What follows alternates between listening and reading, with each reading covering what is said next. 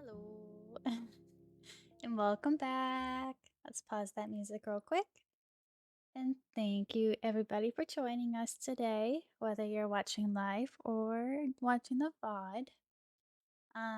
We are Otome lovers, and I am your host, JeminiJess. I promise I will get better at intros. I did not do one last time. These are going to be scuff streams for a little while. Anyways, today we have 3 games that we will be playing. Our stream today also will be themed. Ooh, let me hold on. While I'm also kind of doing this. Our streams today will be 17 plus only.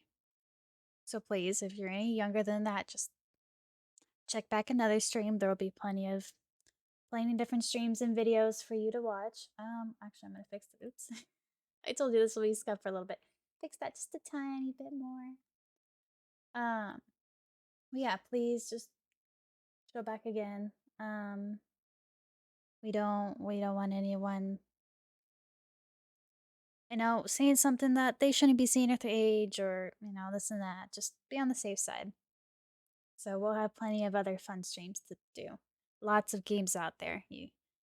We can all wait till we get 17. Either way, I'll share the first game that we're gonna be playing today. It is called Killer Trait. It is by, I'm gonna butcher this, Karen, I'm so sorry. With this dev. Posted this game, as you can see here, as a submission to NaNoReno. I think I'm saying that right, 2023, and the Mare. I might be saying that wrong too. Game Festival 2023. But the reason we are playing this game today is simply because they are doing a Ko-Fi right now to. That's Patreon. This is Ko-Fi. To raise funds to get this game actually funded so they can, actually release it. Because the one we're playing today we're playing a demo. So if you like what you see, I don't know if we'll do everything this demo has to offer. I'm trying not to do everything so that someone can go play the game themselves if they like it, so they don't see everything, is kind of the goal of these showcases. Um, I'm gonna say I'm a lie. I need to get better at public speaking. Anyways, you can go help them out if you want to support them, if you like what you see today, and if you want to help them out with anything. You can, they have plenty of games out. We'll probably play more of them soon. But when you click download now, you can actually, sure, you can get it free, but you can pay them here as well and just say, hey, thank you, here's $5 for it. It might just be a demo, but it could be something you really like and you want to see the full game. Support your indie devs. Like, they put so much money of their own money into these games sometimes that, sometimes it's nice if we can support them. So yeah, we're going to show off this game today. If you like what you see, we can go over to their Ko-Fi and, help them. Right now they're raising $810 for just these things. So, character sheets for their characters for Killer Trait. So they're redoing this their nameable MC, which right now is Ro, but will be renamed Fauna in the new demo.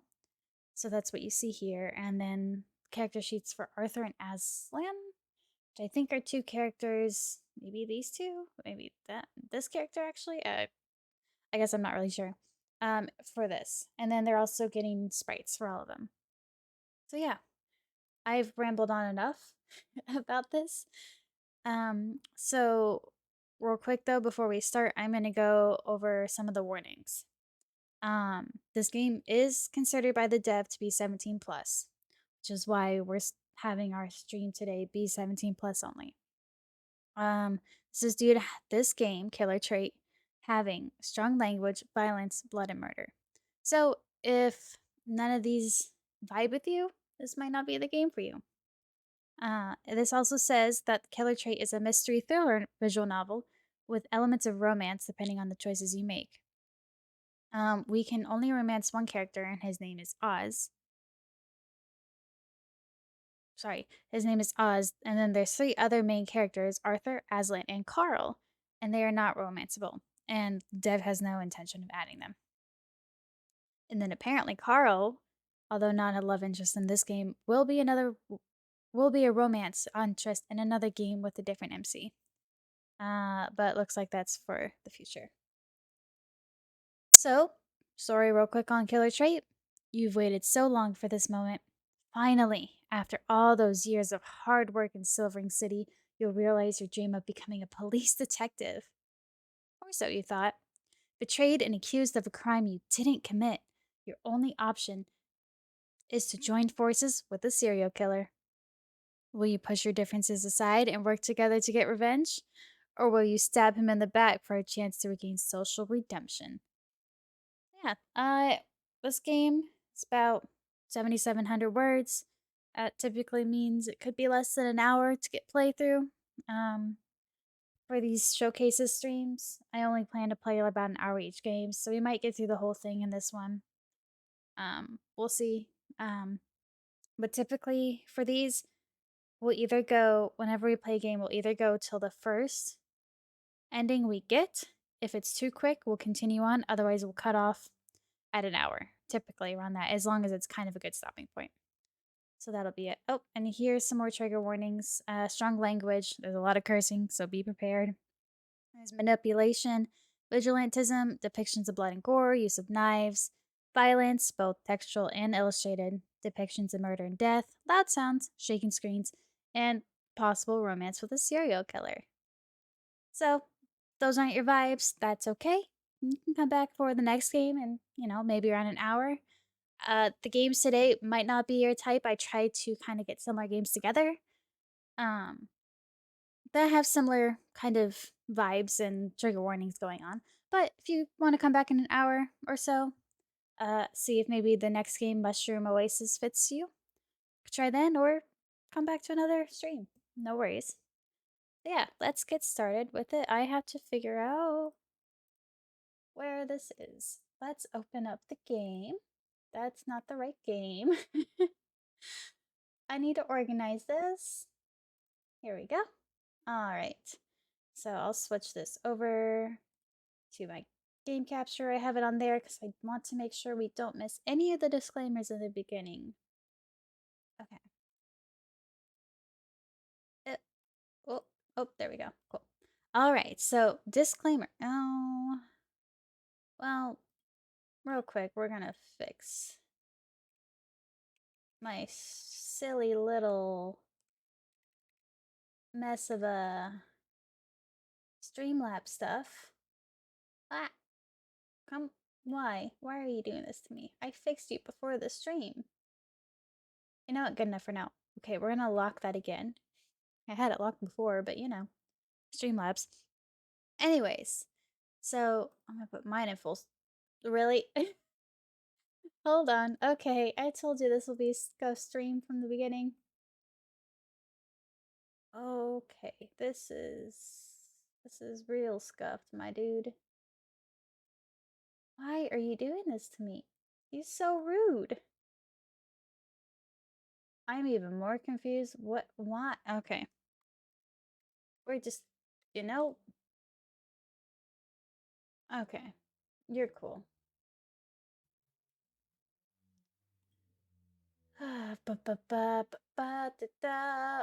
Hmm. How do I go forward again? Doesn't want to work. You know what? That's fine. We'll just manually do this again.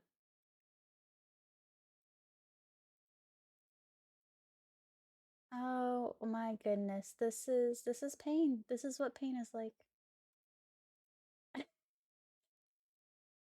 Okay. Okay. How do you look now?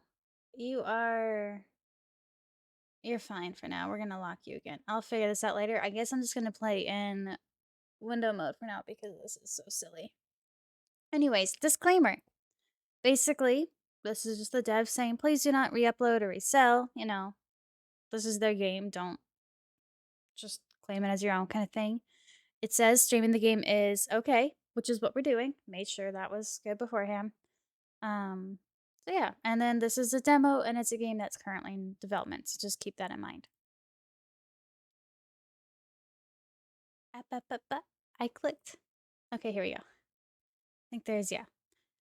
Attention, this game contains strong language, manipulation, loud sounds, violence, both textual and illustrated, blood, gore, murder, death, vigilantism, tism, and shaking screens. Player discretion is advised. For more information, please refer to the game page on itch.io. Killer Trait is intended for 17 plus audiences only. We went over that, but safe to go over it again. All right, this is by, I'm gonna butcher it again, Karen. Karen, I'm so sorry. Oh, music. I'm a little worried how this sounds to people because it is quite loud to me, but oh, dang, that's got a beat. I have no idea if any. I didn't even double check to make sure. Hold on, is this? Doesn't say anything on the music on if it's gonna be copyright claimed on YouTube. So we're just gonna cross our fingers and hope for the best, and hope that I'm not too quiet over this because it is loud for me. That's for sure. All right. Okay. So we're gonna go into preferences real quick. We're in windowed mode, so you know, is it what it is? Text speed, I'm gonna put that all the way up for now. Auto forward, that's fine. Oh, we can do this. That's good. Oh, I don't have a drink. Oh, I might have to get up and get a drink at some point. I ate before stream again. Ooh, voices. Okay. I think we're good. About. Oh, we can take a look at this real quick. Hello, this is Pri. I'm so sorry. Thank you for downloading Killer Traits demo. It was made under a month for the NaNoRenO 2023 Jam. The full version will be released in the future. Oh, sirens. Not yet. We haven't found the serial killer yet. Please, sirens, calm down. Although mystery is my absolute favorite genre, and I'm a big fan of detective fiction, this is actually the first time I've ever written anything like this. It was a lot of fun and certainly an experience. This is the bop. It was a lot of fun and certainly an experience. I think I read that. Can't wait for you to know more about Oz and the rest. Also, with the exception of the food art, the card illustration, the logo, and the voice acting, everything else was made with both bought assets and royalty-free assets. Oh. Check the game's itch.io page for detailed credits. Anywho, be sure to read the trigger warnings before playing, alright? This game is meant to entertain, not harm. Thank you, and I hope you have fun. Well, thank you. I hope we have fun too. So... Okay, so it seems like everything else was assets? Does that mean that... I don't know. Okay, we'll take a look at the page more. But yeah, he's cute. I didn't say that. I'm not attracted. I am attracted to the red flags games. That's why I chose this game. Help. Anything? Okay, this is just basic. Okay. Let's get started. We've been dilly-dallying long enough. That's loud. I don't know how to voice act this. Meh. It's morning. What time is it? It's 7:30 a.m. Okay. Still good. Thank God I set the alarm yesterday. Properly this time. Hey, we got an apple over here. Or a Mac. No matter how much I want to, binge watching anime so late into the night isn't a very good idea when I have to wake up early. That is a mood.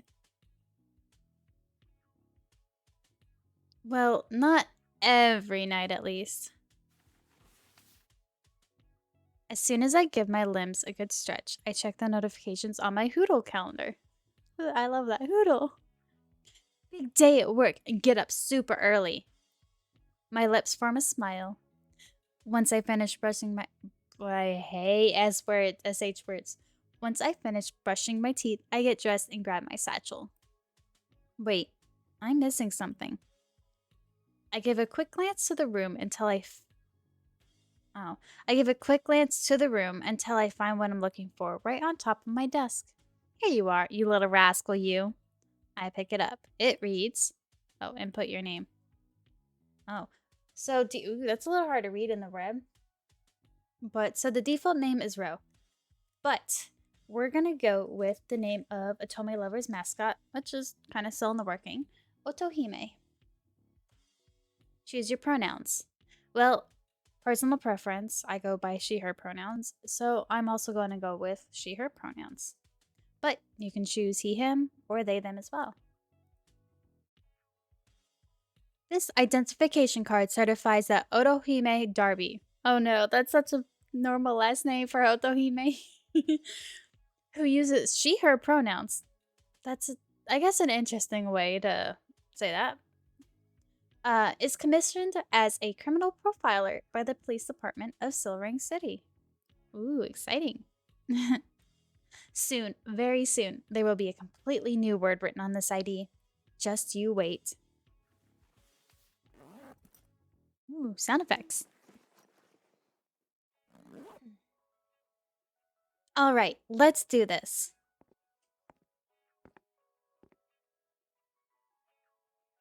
But first things first, I can't start the day without a good breakfast. And I forgot I ran out of food. That is such a mood. Is this me? Because I wanted to become a detective like, oh god, almost 10 years ago when I went to college for the first time. Oh gosh, let's not talk about that. Anyways, man, I love living by myself, but having to buy groceries is constantly such a pain in the ass. Oh, this is just me. Also, yeah, warning. Cursing, remember. I will be reading the curses out loud, so just be prepared. I hope that one day online delivery evolves to such an extent that everything you buy gets teleported right into your kitchen. I think that's gonna be like the year 3000. You're gonna have to wait on that. I don't know if you'll live long enough, Otohime. Doesn't hurt to dream, right? That's true. Anyway, not much I can do in the grasp of reality. I guess I'll just grab something at a coffee shop or whatever. Are there any good ones nearby? I haven't had much of a chance to visit any food establishments since I moved to this neighborhood. I take out my phone from my jacket and start browsing cafes with decent Hoodle reviews. Let's see here. Cup of coffee, 4.5 stars with 25 reviews. Never heard of this one before.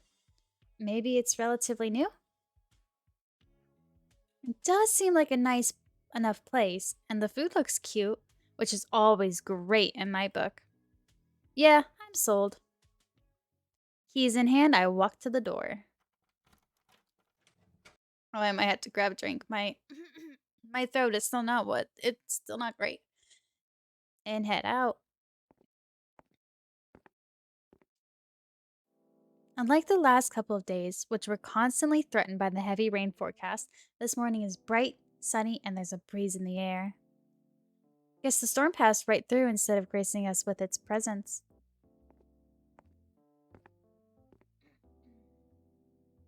I walk along the road of Golden Meadows, slowly but surely getting closer to my destination. Well, at least according to Hoodle Maps. Hoodle. I don't know why I find that so funny and cute. I like it. I don't usually head this way when I go to work. My brain is usually in auto mode in the mornings. Especially if I need to get somewhere quick. Like? Well, my job. If you'll forgive the repetition. Maybe I should consider, I'm gonna move that off screen. Maybe I should consider changing my route from time to time. For such a bustling city, this park is pretty chill. I don't think I've seen more than a few joggers and one or two people walking their dogs. Still, why is it called Golden Meadows? Wouldn't it make more sense to call it Silver Meadows, given that we're in Silvering City and all that jazz? The trees don't even get that golden during the trees don't even get that golden during the fall. I'm gonna bring up this. Make sure all is good. Okie dokes. We're good. Yeah, I definitely need some coffee if I'm already thinking about random shit like this. A little much, but okay. 2 blocks of walking later, my journey has come to an end. You've arrived at your destination. I don't know why I went a little bit southern there. I, I guess my little Google voice is a southern voice. I close Hoodle Maps and enter the cafe. The distinct smell of coffee hits me straight away. Several pastries can be seen near the register, too. It's not that big of a place, but it isn't small either. In fact, the size is just right. Okay, Goldilocks. It adds to the coziness. I glanced down at the pictures and the reviews once again. They're certainly eye-catching, but they don't do it justice. It really goes without saying. There are some things in life that are better to see for yourself. No, that's true. Welcome. Oh, I forgot. It did say that there was voice acting. I don't have to voice everything. My poor voice vocal cords can take a break. Well, kind of. The warm greeting from the cashier brings me right back to Earth. The name's Arthur. What will you be having today? Oh, he's cute. Oh, it's so sad that he's not a. Oh, that's okay. Oh, hi. Sorry, I was a bit distracted. Oh, it's not all voiced. Okay, that's fine. Sorry, vocal cords. You're gonna go. You're in for a time. First time? Oh, I might need to try to figure out how to match his voice. Guess it was too obvious, huh? Oh, the voice acting laugh. Yes. I'm kind of tempted to ask him why he's wearing his coat like that. That's a good question too. What can I say? You're not the only first-timer to get lost in thought as soon as they enter. Good voice acting so far. Scratch that. Why is he wearing one in the first place when he works indoors? Wouldn't a sweater make more sense? But to be fair, I do try to make this place look as charming as possible. Yeah, there's no way I'm gonna be able to try and match that sultry voice. There's no way. Maybe it's a new trend. Moving on, let's actually be part of the conversation, Otohime. Wow, do you own this place? Right on. Damn. That's really cool. I don't know many cafes where you see the owner on the job. You work here by yourself, Arthur? I do have another employee who helps me bake pretty often, but recently he's been handling deliveries whenever he's not at his, other jobs. Oh? Why did he pause? Is there... Look, there's like a little bit of sweat coming down. Why? What other jobs? Huh? It's not a big cafe, so I don't have to worry too much. I see. Well, that was weird. Does his employee have a strange side job or something? Do they also wear their coat like Arthur here? Anyway, sorry. I was just trying to make small talk, but got a bit sidetracked. Are you ready to order? Did I somehow knock my mic? It was wiggling. Whoops. Oh. That's because I'm shaking my chair and my cord is on it. Well, that's a bummer. Oh well. Oh, right. That's why I came here in the first place, huh? Let's see. I glance at the menu hanging by the wall. Apart from coffee, tea, and juice, there seems to be a moderate variety of pastries and a few savory options. Latte bears, bear cappuccino, blueberry pie, teddy bear roll, a hamburger, Bernard's couple tea. Oh, I get the Goldilocks reference now. Someone here is really fond of bears. And puns. Also, who the hell is Bernard? I'm having a bit of trouble deciding. Do you have any recommendations? Well, Oh, okay. First things first, do you happen to be vegetarian or vegan? Um, Honestly, I don't even know the difference between the two. I know there's a difference, but because I'm neither, I'm just gonna go with nope, I'm good with anything. I'm good with anything. It's nice to see you have more options though. right on. Right on, right on. And is this for here or to go? To go. Hopefully this gives me the energy boost I need. Ah, is it an important day? You could say that. Arthur smiles and nods. Of course. Give me 5. Arthur heads towards the machine, a few steps away from the register, and in no time, starts grinding some coffee beans. When he's done with that, I see him grab what looks like a milk frother, and it's then that I realize he's making a latte. Once there's enough foam, Arthur raises the frothed milk to a relatively high position and begins pouring it into a paper cup. The more the cup gets filled, the lower he steeps his hand until there's nothing left to pour. Finally, he covers the latte with the lid and grabs the pastry from the glass display. Thank you for waiting. Here's our takeaway latte Oh, cub. If you need an energy boost, this'll do the trick. it says cup of coffee, like a little cub bear. The itch.io page wasn't lying. Lots of bear stuff. Cute little bear stuff. The latte... I need to stop shaking. I don't know if that's affecting my mic. The latte Arthur gives me has an adorable sticker with the logo of the cafe on top of the cardboard sleeve. I was saying cupboard because I'm thinking about cubs. Guess this little one is Bernard. Cub of coffee. It really is a very fitting name.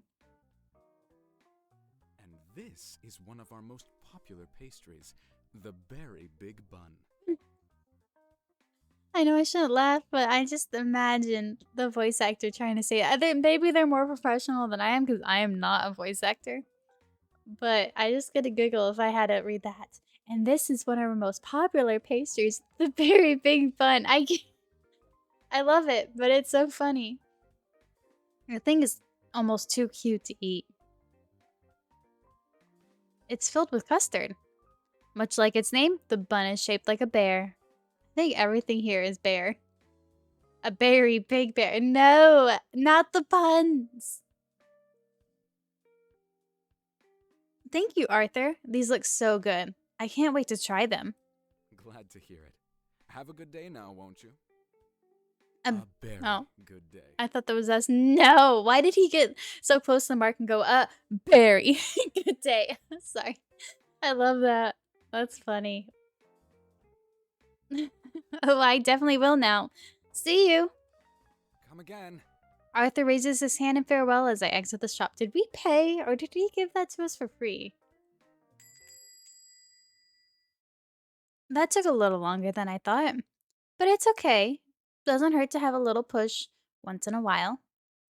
I take out my phone to check the time. 8:30? Holy shit, I'm gonna be late.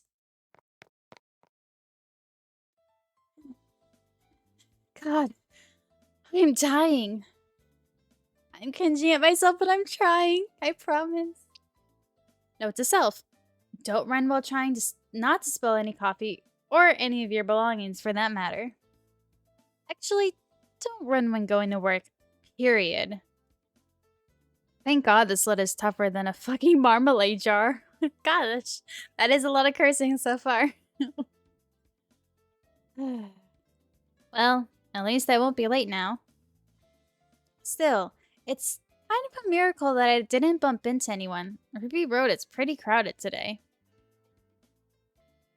While waiting for the streetlight to change, I take a look at my berry bun. That chunkiness, that shine. It's like it's calling to me. Okay, if you look at me like that, I guess I'll have to take a bite. Hey, you! Get out of the way! What? I see a bicycle approaching. Oh, I don't know how to do this. Ah! Oh, sorry, I'm Whoops, I was adjusting. Ugh. What the? No! Or should I go, no? That's probably better. The bear bun died. No! That's probably was a better one. That one was at least authentic. It succumbed to a bicycle's wheel. Oh, this dude's mad. I wonder who this person is. Oh my fucking god. You've got to be kidding me. The curse words. That voice. Ah, this is our poster boy. I turn around to spot the identity of the bear bun murderer. He hasn't fared much better. The delivery backpack he was carrying has spilled some of its contents, too. Do you see his little, like, I think, I can't, it's a little hard to tell if that's on his backpack or on his jacket. Oh, my mouse. Actually, it's kind of hard to tell. I don't know if, can I hide? I can. Um, Oops.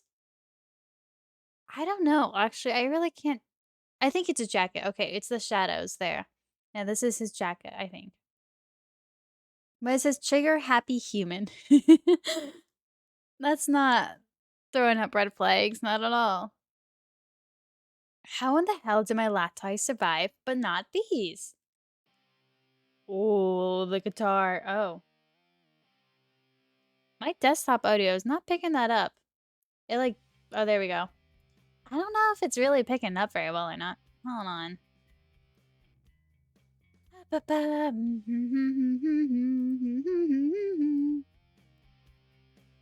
do that. Maybe that's a little better. Hopefully. I don't know. Audio bounce is so hard. Anyway, the guy glares at me. Oh boy. He's got cute little freckles. Jinx, we have freckles. Why the fuck didn't you move when I told you to, dumbass? Taken aback. Surprise. Excuse me? Oh, I should have saved. Well, we'll save here. I forgot. We can save. Let's see. Better not risk it. Apologize. Fuck this guy. Get mad. I don't even want it to give this idiot the time of day. I kind of low-key want to get mad at him. Fuck this guy. Get mad. You've got some nerve, asshole.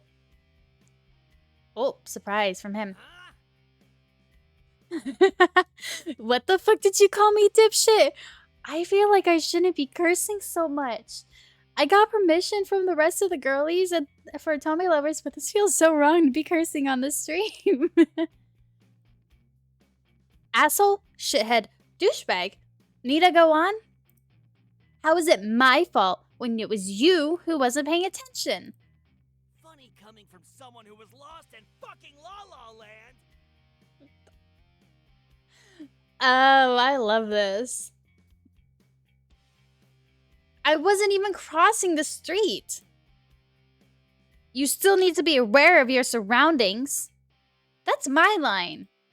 We continue glaring at each other for a few moments. Whatever. I don't have time for this bullshit. What? The guy retrieves the spilled contents from the ground and puts them away in his delivery backpack before hopping onto his bike once again. Arthur's gonna fucking kill me. Damn it all. Arthur was the guy we just talked to. I'm bad with names. Sayonara, dipshit. Hope I don't see your ass wandering this street again. Is that a threat? I make sure to show him the middle finger before he leaves. Yeah. I would never be confrontational IRL, but it's so fun to do this kind of stuff in a video game. Even though I'm pretty sure it would get you killed most of the time in video games too.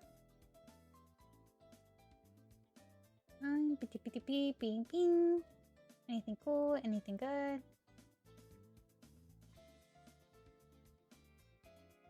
Okay. Nothing. Anyways, God, it's not like me to lose my temper to this extent. But he just pushed all of my buttons. Hopefully no one from work saw that. Yeah, that probably wasn't the most professional of us. Especially on our way to work. And as a, what, police officer? Ugh. I throw the wrecked bear bun in a nearby trash can. Rest in peace, little bear bun. It's a shame. But I'll just buy another one later.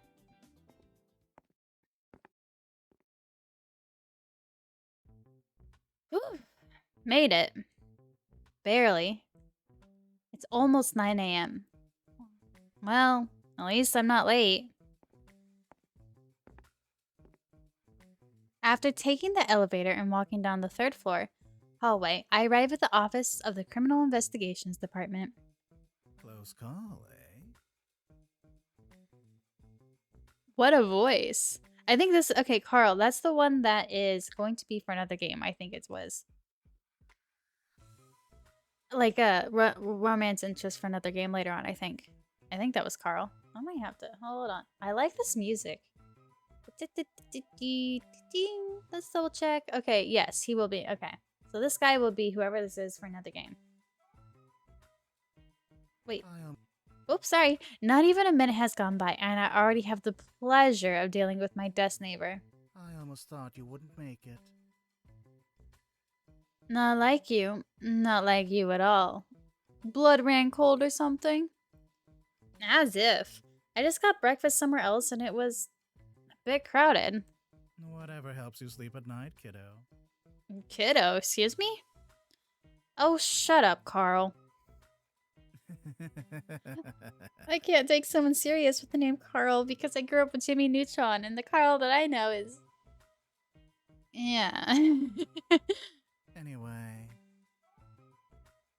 Anyway, Otome, I hate to cut the conversation short, but I need to take care of some really important business. Oh, he must not have a Sprite. Okay. Okay. Carl puts a hand on his chest and feigns shock. Come on, kiddo. You're not even going to ask what? Oh, for the love of... No. Patience, Otohime. Remember, today's special. Sure, Carl. What's this important business? It's confidential. Dude, can we just punch him right now? Right in the face? That's good. That works too, but let's not throw the monitor. That's expensive. I have a strong urge to throw my monitor so that it conveniently lands on his head. That was a good laugh. You should see the look on your face. Ah, well, I guess I can tell you. Oh, well, thank you, Carl. He swivels his office chair around and scoots over to shorten the distance. Then, he leans into me with his hand close to his mouth, like he's about to reveal a secret.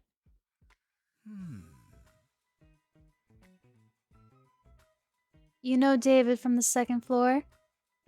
The engineer? Yeah, him. Turns out, he bought the wrong SD card for the surveillance cameras at the detention center. And you know this... How? Carl grins. Anyway. I happened to arrive early and saw him panic on the phone. Probably talking to his partner or something. Thing is, Guy was scared shitless, going off about how the cams would go full at any moment, about how he could lose his job. Which, to be fair, yeah, he could. Can't he go buy a replacement? No can do. He's got to check the CCTV cams from the latest crime scene, kiddo.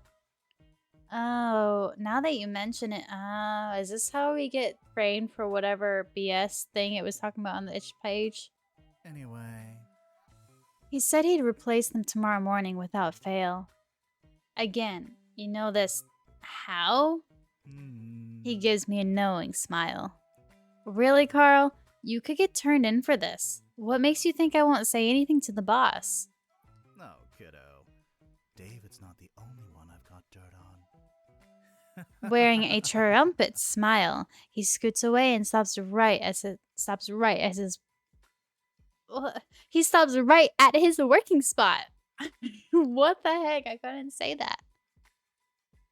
Carlisle Renard, better known as Carl, is one of the people who's been working here the longest. For how long, though, nobody knows. And nobody in the department dares to ask him, including me. I don't think he's that much older than us, yet he calls everyone kiddo for some reason. Well, everyone except for our division's boss and the chief of police. I can never tell if Carl's blackmailing schemes are just for show or the real deal. How the hell did someone like him become a police officer? Whatever. I get to my own work area right next to the pile of boxes. Someone should really take these away. Why are there still so many paper files? Just digitize everything. Mood. We're in the 21st century, for Pete's sake. No, now's not the time to vent your frustrations on a massive cardboard, Otohime. Right as I turn on my monitor, I hear the unmistakable laugh of my superior. Partner. Oh, he's cute too. Morning, boss. Yikes. No, I told you to stop calling me that. It feels so cold and formal.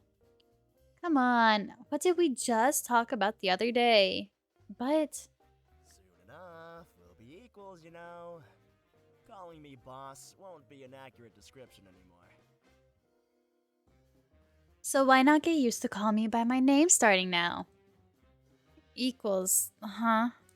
I mean, that's only if I succeed in finding the criminal, right? Otohime, Otohime, that was just a figure of speech. You really think the chief will go back on his word after all the hard work you put in these past years? Now let's try again. Morning, Otohime. Morning, Aslan. That's amazing. Atta girl. That wasn't so hard now, was it? I guess not. To think this bundle of energy is my boss. Although I see him almost every day, it's very hard to believe sometimes. Unless he's trying his out-of-this-world analytical skills, that is. He's not the chief of the Criminal Investigations Department for nothing. And once today's over, I'm going to work alongside him as a fellow detective from now on. No more Miss Assistant. So, where did we leave off yesterday? Whoa. There was a lead on Tiger's possible whereabouts. Can I? Oh, I can't do anything. Okay, I guess I can't do anything about that. Doesn't look like it. Okay, that's fine. Ah, that's right. Any news on that regard? Unfortunately, just another person claiming to be him. Are you for real? God, what is wrong with these people? Do they seriously think serial killers are a joke? As if I didn't have enough already with the dumbasses ringing the headquarters thinking they've figured out the culprit just because they read Murder on the Orient Express. Dang. I turned up the volume a little bit because there is voice acting. Now I'm worried that it's not going to be loud enough. There's all sorts of people in this world. Unbelievable. I guess I can just see the charm in claiming to be a defender of justice. It's just not the right way. A murderer is still a murderer. Did his eyes change color? God, he can get scary sometimes. They did. Interesting. Well, on the bright side, we do know quite a few important details regarding Tiger. Don't you think? He's a man, possibly in his late 20s to early 30s, with outstanding physical capabilities. He always uses a sharp object to assist his killing method, most likely a knife. He's bound to use some sort of camouflage or disguise to lower people's guards. And I take out an envelope from my satchel. He always leaves a calling card. Oh, this is the calling card that the dev talked about drawing. for real? How did you get that? Shouldn't forensics be analyzing it? Oh, they are, along with everything else at the crime scene. This is just a replica that I asked them to make for us. I'm afraid I don't follow. I have a plan, Aslan. Hear me out, okay? Go ahead. We should make a copycat crime. Not a real one, of course. Just something that will trick Tiger into coming our way. We can prepare a fake murder and use this replica to alert the media that Tiger struck again. If this was just any other killer, I doubt it'd work. But this is Tiger we're talking about.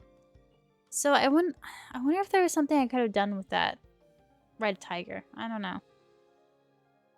Someone with such a strong sense of justice won't tolerate his name being dragged through the mud, even if he knows this is a... That's amazing!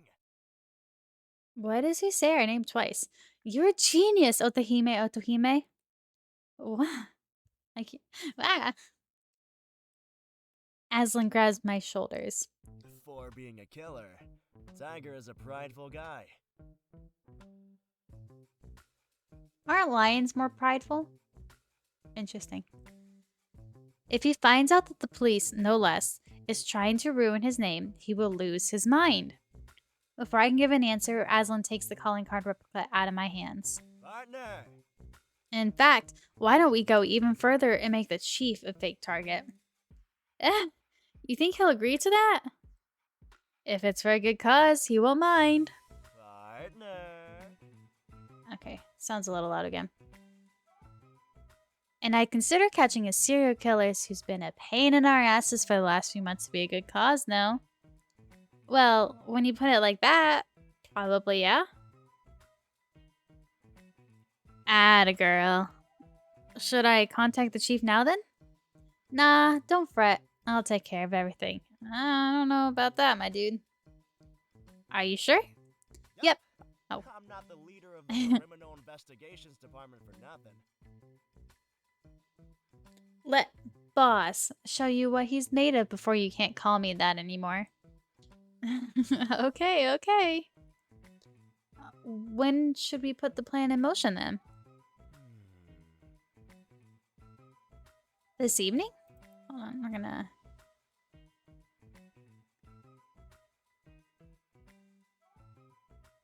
What?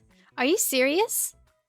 The faster the better, right? We don't know when Tiger will strike again, after all. Not to mention the amount of time he takes from murder to murder is getting shorter. That's true. Can we actually do it? Okay, got it. I'll help with some details we might need to make the story more believable. I even know someone from the Target News Agency who will get here at the drop of a hat once we call him. Partner!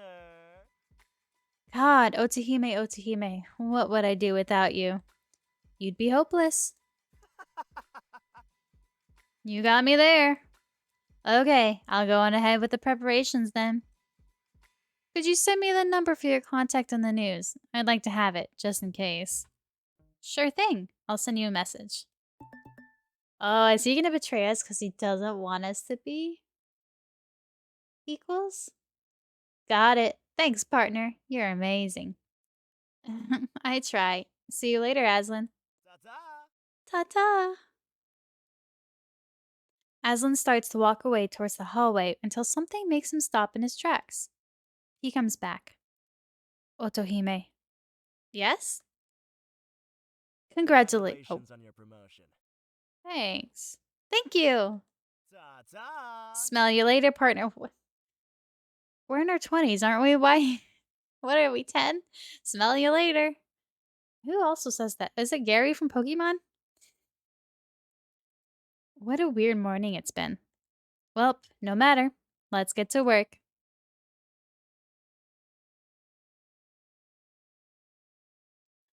Ooh, time goes by fast when you're concentrating. Wonder if Aslan's already finished with the preparations. I only need to call Patrick for the scoop and we'll be all set. Maybe I could get some coffee from the machine on the second floor in the meantime.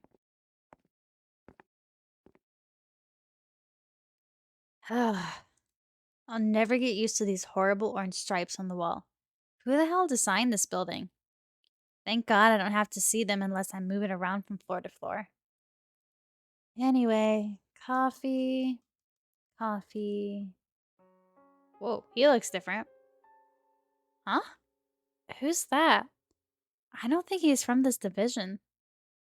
He's still got the same jacket on. I don't remember if those are the same pants, though. Wait a second. He seems familiar. When I start approaching him, the red haired man makes eye contact. Fuck. Zoom. He zooms off. What? Hey. What? What the? Aslan's calling. Hello? Hey, Otome, Otome. Would you fetch the chief from his office? We're ready to move the plan along. Hi, Aslan. Sure thing. Oh, should I call Patrick now then? Nah, don't worry. I already took care of it. He's framing us. What? Are you for real? Looks like my catchphrases are rubbing off on you. And yeah, Patrick was glad to help me when I told him you referred me to him. I see. That's great. I'll go ahead and get the chief then. Atta girl. That's my partner. Oh, poor Otome. With a smile on my face, I hung up and put the phone in my pocket. Okay, no time for distractions. Let's do this. Chief Barrows, we're ready for the... Huh? Where is he? That's odd. It smells like blood. Please tell me this is a joke. He couldn't have been... No. Snap out of it, Otohime. You've got to stop assuming the worst every single time. Let's just make sure first. I take one step, then another, and another, and another, till I'm right next to the desk. Then I look behind it, sprawled on the floor over a small pool of blood, lies a small card with the image of a tiger's eye, and the unmoving corpse of Arden Barrows, the former chief of police. I fucking knew it. Bum, bum, bum, bum, ba-dum, bum, bum, ba-dum. I don't know how much this is picking up the music. I really, really hate audio. A red-haired man comes across from the cupboard on the right side of the desk. This guy was the one on the street. I knew I recognized him from somewhere. He just put on a wig and some makeup to cover his burn scar. You police moron set me up! And if he's here, there's no one else he could be but Tiger. Hooray! You earn a fucking gold star! Now you better tell me what the fuck is going on here. Did you kill this guy to try and pin it on me? Oh, honey, you shouldn't have! Bum, bum, ta ta ta ta ta ta bum. I am vibing with this music. Okay, so we can say, hey, I didn't do anything. I like ick fucking excuse me. You're the one who killed him. This is bad. I'm gonna lose my job. We're just gonna say, hey, I didn't do anything. What? I didn't do anything. Didn't you kill him? Dipshit. Would I be asking you if I did? I'm a killer, not a fucking liar. He's got morals, that's for sure. You should sort out your standards, man. Okay, let's suppose for a second that he's actually telling the truth. Who would actually believe that? Like, seriously, the scene is pretty damning. For both of us. Even if you didn't kill him, you don't exactly have a clean record, you know? Look, Over there! Oh, shit. A number of officers enter the office. I can see a few colleagues peeking from the door's entrance, as well, including Carl. So, it's true. Unbelievable. It's just as Mr. King said. What? Put your hands in the air! Reluctantly, Tiger does as he says. Can't beat a gun after all. Tiger, you're under arrest for the murder of Arden Barrows and several other people. You have the right to remain silent. One of the officers handcuffs Tiger's wrists and starts leading him towards the door. Make way, make way! This man is dangerous. Oh, my cat's so cute sleeping. I just look back and she's... Anyways. Before Tiger disappears from my field of view, he glares at me one last time. I won't forget this. Keep walking. Hey! I get it already. Once they're out of sight, I turn to the remaining officer in the room. Hey, what did he mean just now? You know, the chief was... Did you know the chief was murdered even before you came here? He scowls. Playing dumb won't help you, traitor. What? What do you mean, traitor? I'm a detective. That's no way to treat your superior. The officer ignores me and points his gun at me. What the f... Aslan! Where's Aslan? It's Mr. King to you. Oh, He was being so suspicious, we knew he was gonna betray us. What? Unbelievable.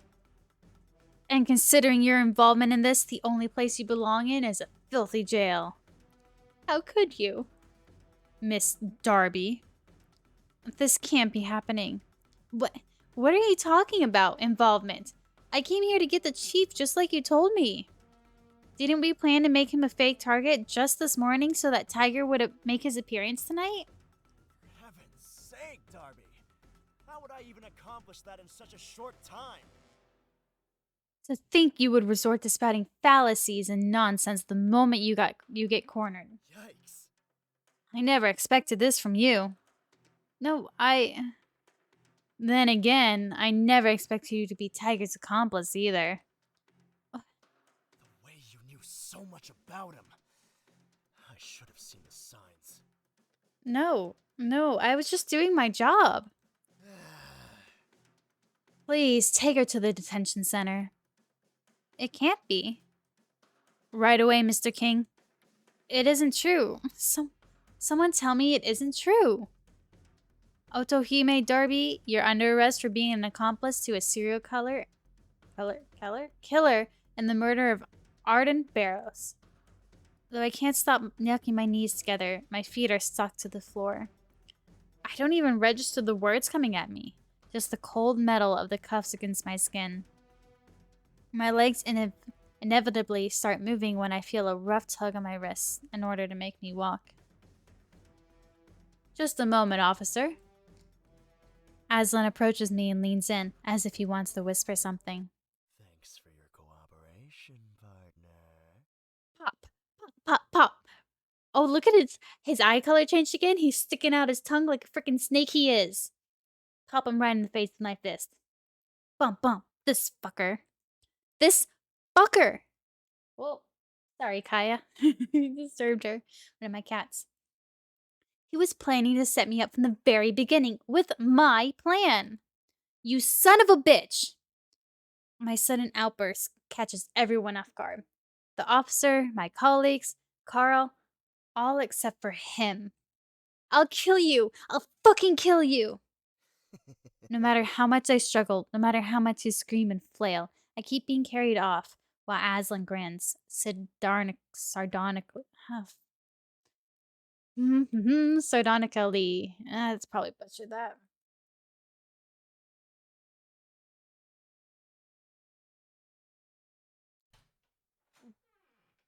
I don't know how to do these. Ah! Stay here. Right after shoving me like I'm the vermin of the earth, the officer closes the door. Where would I even go, dumbass? Well, well, well. Look what the cat dragged in. Tiger! Not pleased to make your acquaintance, dipshit. Wait, why did they put me in the same detention? Why did they put us in the same detention cell? How the fuck should I know? It's not like I'm happy about it either. You're the little dipshit who set me up after all. Oh my god. Can you fucking stop that? I already told you it wasn't me. You think I was born yesterday? A lot of people people in the police force are fucking stupid, but I know a damn smartass when I see one. Oh, thanks. You and that pompous asshole who acts like he's got a lion mane up his ass. Well, Aslan is a lion, and the oh god, why can't I think of the Lion, the Witch, and the Wardrobe, that series. Does Aslan mean lion? I think someone in the comments of the itch.io page said that. Allegory? I think that's the right saying. Both of you set me up. You're half right. What? The initial plan was to lay a trap for you with a fake target. It was originally my idea, not going to deny that. But judging from the fact that you got here so quickly without knowing what the hell was going on, and how everyone thought the chief was dead even before coming into the room, I dig my nails in my hand. That bastard must have murdered him and planned to pin the crime on both of us. Huh. And people say I'm a douchebag. Well, you are a killer, even if you say you're doing it for the greater good. Okay. I won't deny it. I'm surprised you're not losing your shit over all of this, especially considering how you acted before. I mean, even if I'm a freaking mess right now, I thought you'd be angrier. Oh, make no mistake, I'm seething. But I need to cool my head if I want to get out of here and murder that fucking scumbag. Oh, my mouse did a thing. Okay. So we can choose not if I kill him first. Let's not get ahead of ourselves. I still need my job back. I wouldn't even go back to the fucking police force after that. Tempting, but that would be a mercy. Let's go tempting. As tempting as that sounds, it would still be a mercy. He'd have it too easy. No, that bastard needs to rot in jail. Exactly. That sentence is too easy. Kinda mild for my taste, but wouldn't be bad to see the trash go where it belongs for once. He absolutely deserves to be punched, though. See, I told you, right in the face. Oh, that I can do. Still, it's too early to think about how we're going to deal with him. We can't do anything while we're stuck here. Dipshit. He's so mean! You're not wrong there, dipshit. Can you stop calling me Can you stop calling me that? My name's Otome. Well, excuse me, princess. His voice actor kind of sounds familiar. Patience, Otome. Patience. You can always punch him later. Can we punch him now? He must be angry because I'm still technically part of the reason he's here. Speaking of names, I'm guessing Tiger's not your real name either, right? No shit. Okay, patience over. I swear to God, if you keep it up with this hot and cold attitude, I'm going to start calling you dickhead for the rest of your life. Fine. The name's Oz. Happy now? Yeah, it's a start. Whatever. So, Oz, we seem to have we definitely got off on the wrong foot. But if we both want to get revenge on that walking garbage, we need to cooperate. Work together. Tell you what, Bambi. Well, that's another nickname. Bambi? If you can use that giant brain of yours to get us the hell out of here, I'm game. I even know someone out there who can help us. Oh, you've got yourself a deal.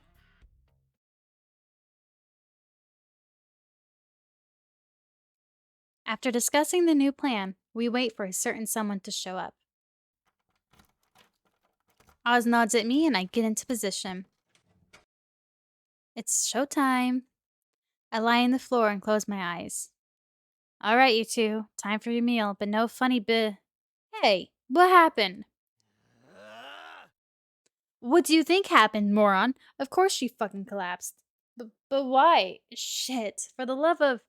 So much for being righteous. All you cops are the fucking same. I need to call for help. Hey! You can't leave her here alone, asshole. What if she dies? What? Die? Oh god, they didn't train me for this. The guard touches my neck with two of his fingers to feel my pulse. I'll just call someone.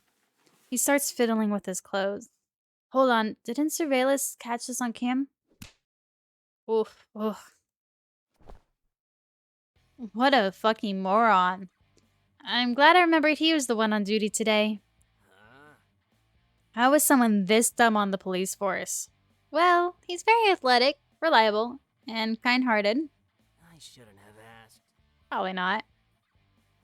After nabbing the key from the guard and opening our handcuffs, we proceed to undress him so that Oz can put on his clothes. Once we cuff him, Oz takes off his red wig and smudges off his makeup. Okay. All yours. I untie the hairband on the wig and put it on. Those cameras make me nervous. Are you absolutely sure they're not working right now? Yeah, don't worry. The memory's full. How do you know? Little old Carl Renard. I'll tell you later. Alright, we definitely still can't exit through the entrance, even with the cameras out of the way. And that's not counting the reporters that must be outside. Shit, you're right. How do we leave then? The second floor at the back might be doable. Thankfully, this building has windows on both sides. Sounds good to me. Unlike the Whoops. lion trash Ah. king, I'm not a. Sorry. I just hope you don't leave me behind. Unlike the lion trash king, I'm not a fucking traitor, Bambi. I kind of like that he's calling us Bambi. That's cute. Oh, is that why the MC's name is being renamed to Fauna? Fauna kind of feels like Bambi. Wait, isn't... There's also a Fauna in Animal Crossing. Totally, way different vibes. But I'm pretty sure the Fauna in Animal Crossing is a deer too. Ooh. Anyways. Okay, thanks. I don't know how much longer is left in this demo, but we're kind of coming up on an hour soon, so might have to give it a good night. Pants, pants, pants, pants, pants.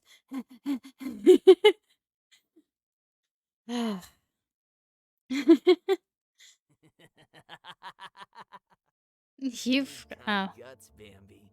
I'll give you that. You're not so bad yourself. I can't believe we jumped from a window on the second floor and fucking survived. In fact, no matter how good or bad my plan was, I can't believe we even managed to sneak well enough to go unnoticed. Was our security always this lax? It actually kind of irritates me how easily we were able to escape. But, oh well. I'm not part of the police anymore. Okay. Here we are. For the first time since we stopped running, I take a good look at the place Oz has brought us to. And I immediately recognize it. Ah, it's the Bear Cafe. You've gotta be kidding me. Bambi! For fuck's sake, Bambi, move your ass already. Arthur's already not gonna like this. But we've really got no other choice. Alright, lead the way. Who would have thought? Of all places, whoops. A bear-themed cafe. Not that I'm complaining, of course. Welcome to our humble abode. Thank you. The cafe has a bit of a different feeling now that it's empty. Okay. Give me a sec, okay? I'm gonna go bring Arthur. Ah, sure. Oz heads to the back of the shop and starts going upstairs, to what I assume is the floor they live on. Hey, Artie, got some big fucking news to tell you. His voice gets more and more distant. Arthur, you there? Until I can't hear it anymore. It really is the same cafe, huh? I guess the other employee Arthur mentioned this morning must be Oz then. I'm pooped. I'm about to sit on one of the empty tables when the pastries from the shop's counter grab my attention.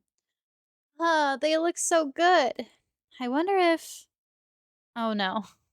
With a bounce in my step, I approached the glass display, only to have my hopes instantly crushed the moment I noticed the sign next to the empty plate. We're out a big berry big buns. Aww. Bambi. Hey Bambi, seems like Arthur hasn't arrived yet. What are you doing? Before I can muster a reply, he follows my line of sight and hums in understanding. Hmm. Enough said. My pastries are fucking are you kidding me? He makes the berry big buns? Come on. Could you at least show some reaction? Actually, I kinda already knew. Wait, what? What? It's funny, to be honest. I was here this morning. Oh, did he mention that he makes the pastries? I guess I kind of forgot that bit. You're shitting me. No, siree. I met Arthur and all. He gave me his recommendation. I bought a latte and a pastry and then headed to work. Huh. You don't say. Yep. Well, well what? Did you like the bear bun? Please tell me you're joking. Huh? Why would I joke about this? Wait, don't tell me. Oh my god, you don't remember. Remember what? A certain incident with a bicycle? For a few seconds, Oz looks like me like I've grown another head. Then his eyes widen. Oh fuck, that was you? Lord, give me strength for I will kick him in the balls. Let's not do that. What the hell, dude? I even recognized you with the wig. And you can't even remember the poor person you almost ran over? Hey! I was in a hurry, okay? And it's not like I remember every single person I see on the street. Clearly. I can't believe I'm actually more shocked about this than having my bun had it.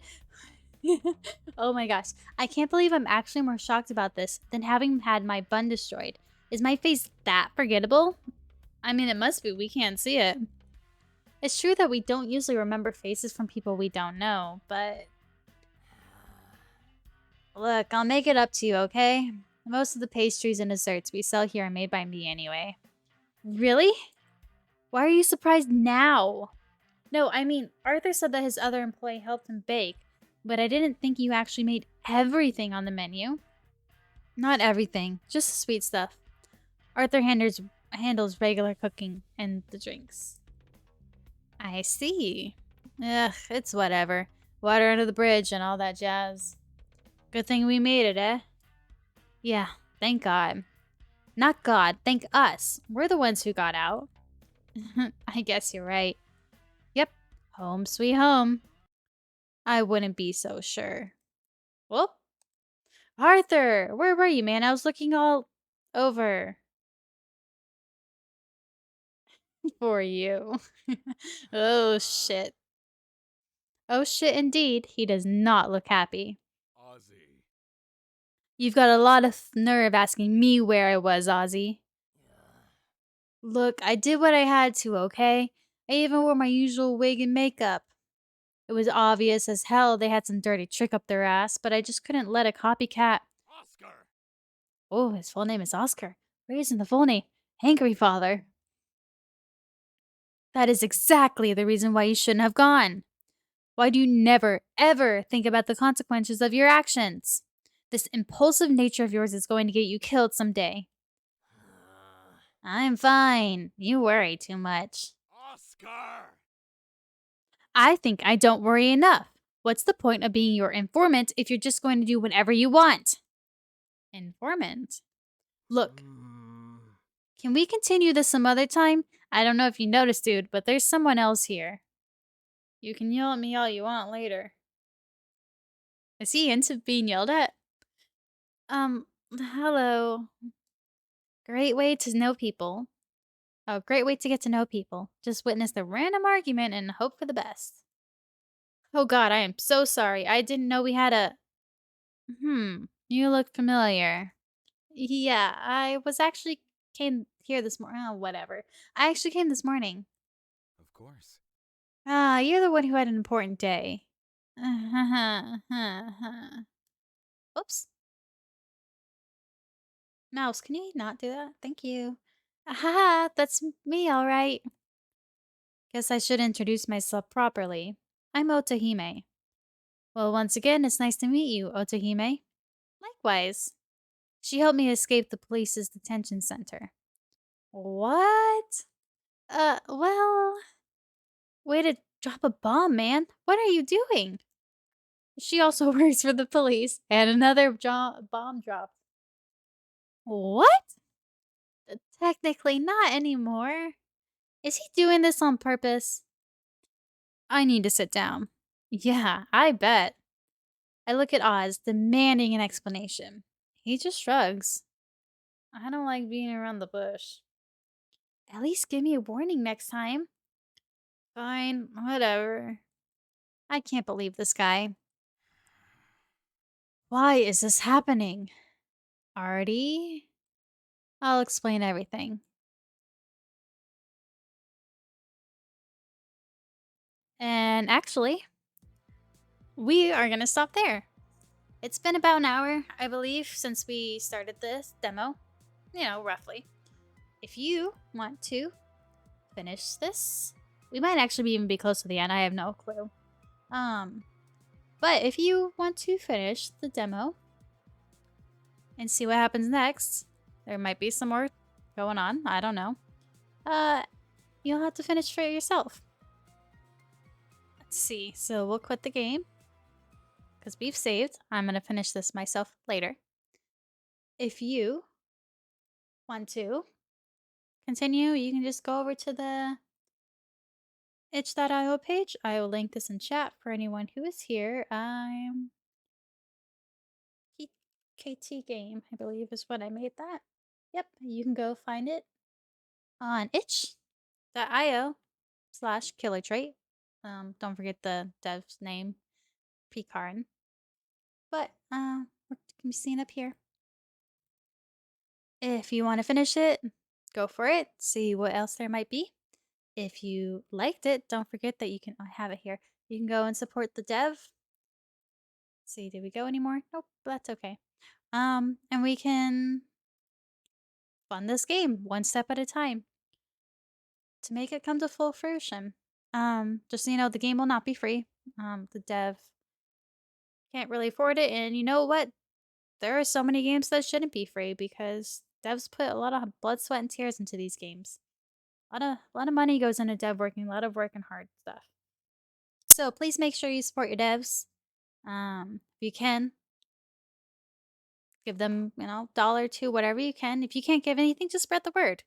That's important. Not everyone can, give monetary stuff. So, and if you can't, that's completely okay. Spread the word.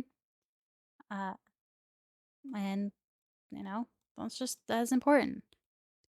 But yeah, we're gonna move on to our next game within a few minutes. I'm gonna take just a quick break. I'm gonna turn my AC down because I am sweating. I get a drink. Quick thought, I guess, on the game though. That was pretty fun. It obviously is a little slow because we're kind of getting into the nitty gritty. I'm really curious if anything, else happens after that. I'm trying to look at.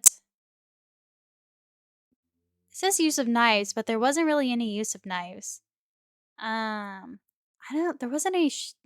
Was there shaking screens? I guess I wasn't paying attention if there was, or loud sounds. It says possible romance, so it is quite possible that there is a little bit of more after that. So, anyways, yeah. Yeah, there's the beautiful cafe art with the bear theme. So yeah, I definitely enjoyed the game. The voice acting was good. I think they did a really good job.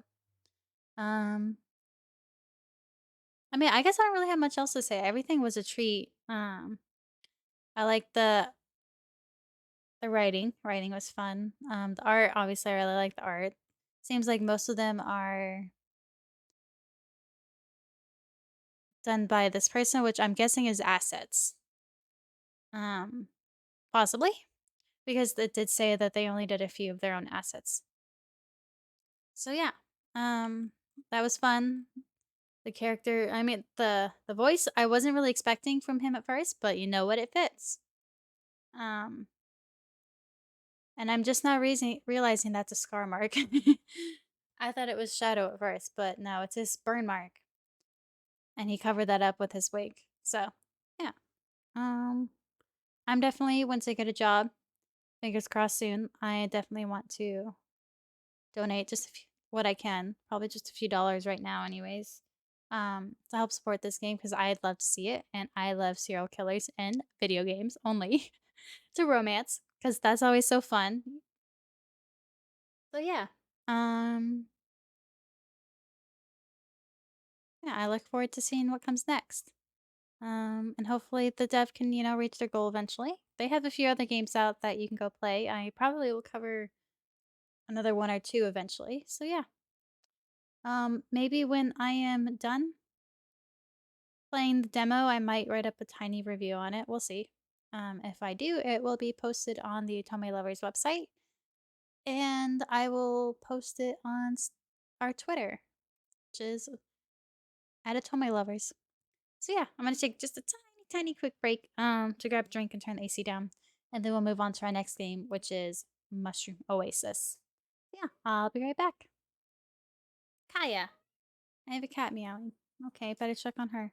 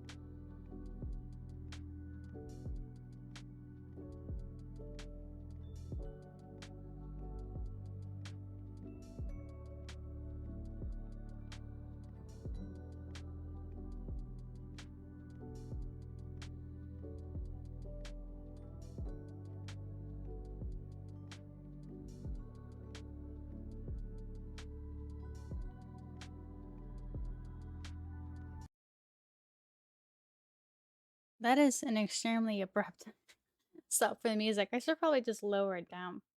But anyways, back. I didn't turn my AC down. Hold on, I'll do it from my phone.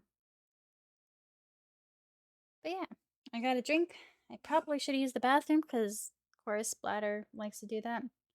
Make sure I'm on the right nest. Okay, there we go. Alright, turn that down just a little bit 'cause it's a little warm in here. And I'm gonna open my Dr. Pepper and take a little sip real quick.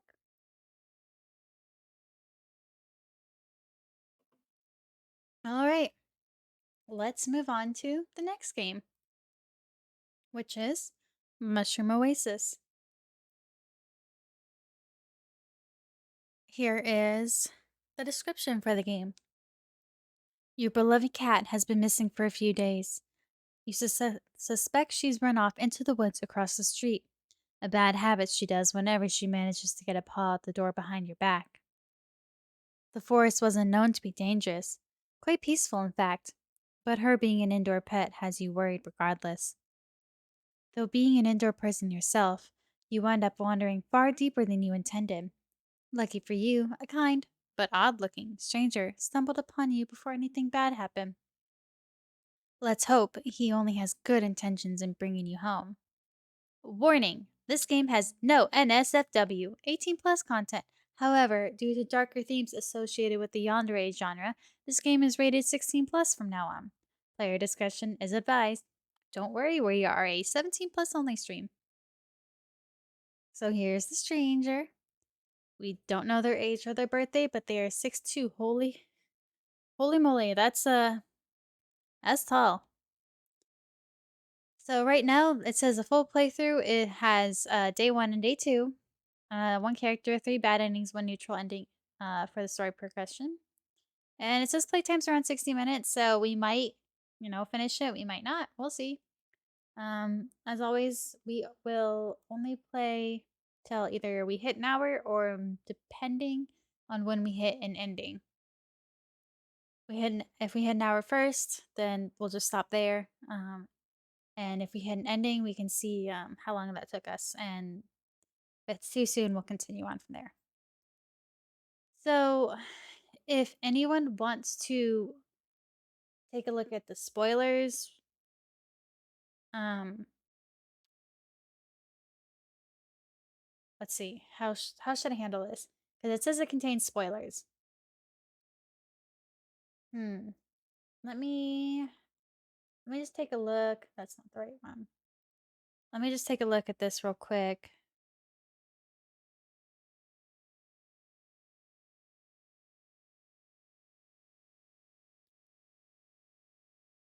I don't really want to do any like spoilers for anyone who doesn't want them. So, if anyone is watching this, whether now or in the future, um, you know, mute for and count to 20. I'm just going to read off the spoilers for anyone who wants to have them. So, count down to 5, and when I'm done counting down from 5, mute your stream or video if you're watching. Don't look at it. Actually, no, you know what? I'll just read it without that. So then you can still look at the screen. You can just mute it. And when the screen comes back up, then you know. So yeah, in 5 seconds, I'll just mute and I'm going to read the spoilers for those or the content warning for those who want to. It says it contains spoilers. So in 5, 4, 3, 2, 1, mute now. All right, the content warning. This does contain spoilers, so if you don't want to be spoiled, you should be muted. So, this game has implied pet animal player death, mind, memory, emotional manipulation, screen shaking, minor jump scares, hypnosis, blood and death, and kidnapping. And for the future, which basically means not in this game, there will be more yandere nonsense. Alright, that is the end of spoilers. Okay, hopefully we're unmuting now if anyone did. To avoid any kind of content warning they did not want to hear, since it does contain spoilers. It honestly didn't really contain that much of spoilers. I guess it might contain some like specific things that might happen, but it's nothing too in depth. Okay. So bug, blah blah blah. Okay. This game is made by Dear Sphere Studios, and they have a Patreon that you can go and support them on, which has stuff like early access to posts, detailed whips, extra lore, script sneak peeks, new sprite art and backgrounds, and then for higher tiers, you can get skits, drawings, and beta tests. So, if this is something you're interested in, you are more than welcome to, go and support them. Absolutely, of course, you don't have to, but they're active. They were active 3 hours ago. So, obviously, you can't say anything. You can see this. Um, so, you can go see them there if you want to. I don't know. I closed that, but They also have a Tumblr you can go check out if you want to see some of their stuff if they're more active there. Why is my cat meowing? Yeah, that's another way to support the devs, but they also have a name your own price. So even though you can get this for free, this demo, you can, send them a few dollars. Say, hey, I like this game. Please continue making it. Yeah. Anyways, we shall now load up Mushroom Oasis. Oasis. Kaya, calm down.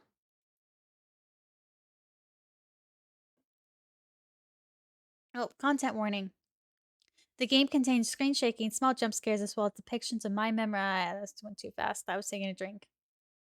Well, if you're watching this in the future, yeah. Okay. Let's change this to that. Oh, come on. There we go. And play. So I'm pretty sure if I do this, yeah. I'm gonna have to fix this later. But we'll just play in windowed mode. That's fine. Not a big deal. Okay, so we're gonna go to preferences. We'll turn text speed all the way up. Voice volume higher. Rollback slide. Oh, I wonder if maybe you can drag and scroll? We'll see. We'll just keep it stable for now. We don't need to skip anything. About. This was made with Rempe. Free software under a number of licenses, including the MIT license and the GNU Lesser General Public License. And something there. It's a little hard to read, but I guess the important stuff you can see, I guess. Alright, so, well, let's see. Yeah, this is just that. This text is quite difficult to see, unfortunately. But it does have at least keyboard and mouse stuff, so that's nice. Alright, let's start. What is your name? We are Otohime. What is your cat's name? Oh. Otohime doesn't have anything. Because originally Otohime, I was thinking that she would be a person. But I think it'd be better to have Otohime be an animal that can transform into anything so that she fits everybody. So if Otohime was to have a cat as an animal, because I don't want to name it one of my cats. Because, yeah, just in case anything bad happens to the kitty. Hmm. Shoot, I don't know. Um. The. Hmm.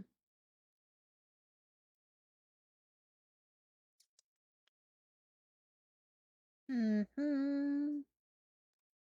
Oh, this is gonna take a while to play. Oh.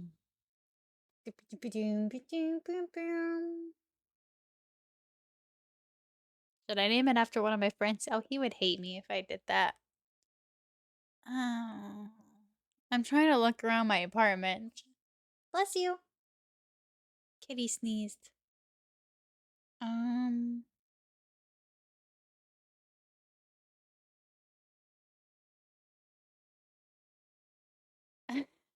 Oh, here.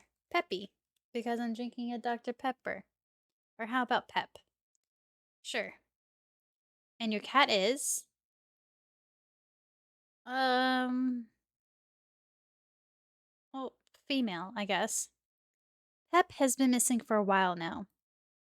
She was an indoor cat, but had the tenacity of a wild cat on a mission, trying to leave whenever the door was open.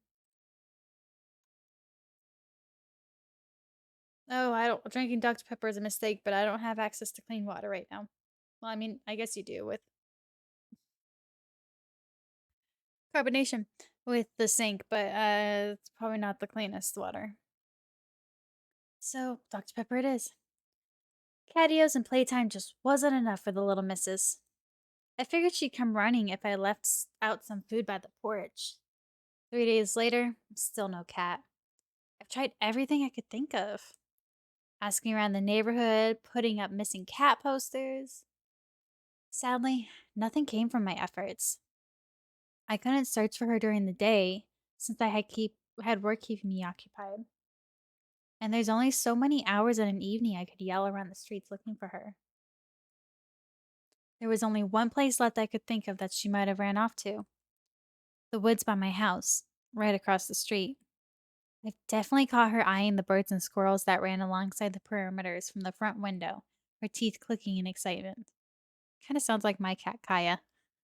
She does that little noise. The kecking, kecking, keck. How do you say kecking? I don't know. I was no outdoorsy person by any means. In fact, the thought of going in there scares me. Oh, is it kecking?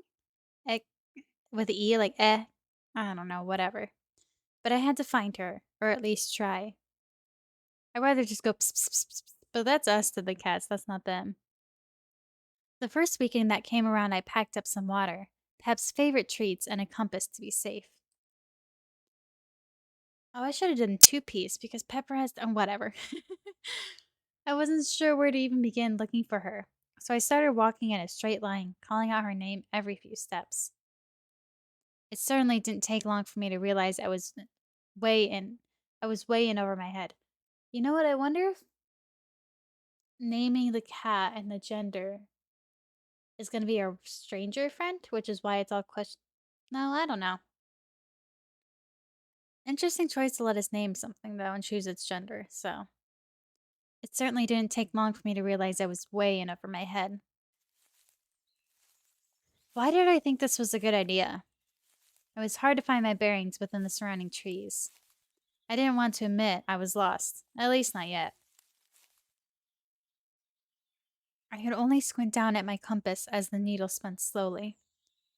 Pretty sure they weren't made to do that. Did I really bring a busted compass on my first venture out in these woods?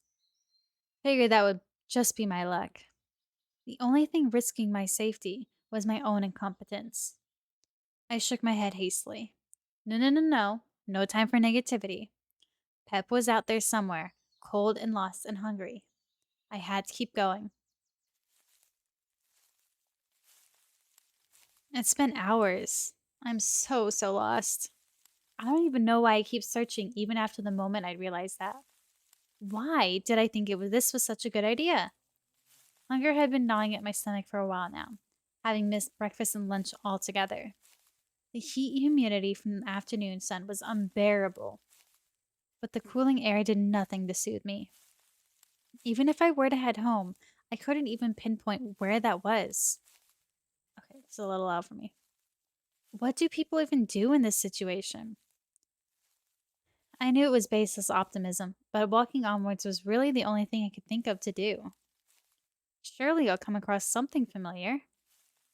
I trudged on, my shoes carefully avoiding the tree roots intertwined across the forest floor.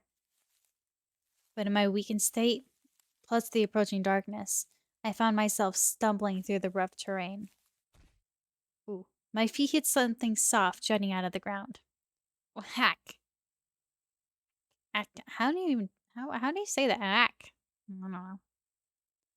My hands shot out as I lost my balance. My feet clumsily tried to find purchase as I wobbled backwards, arms flapping. What?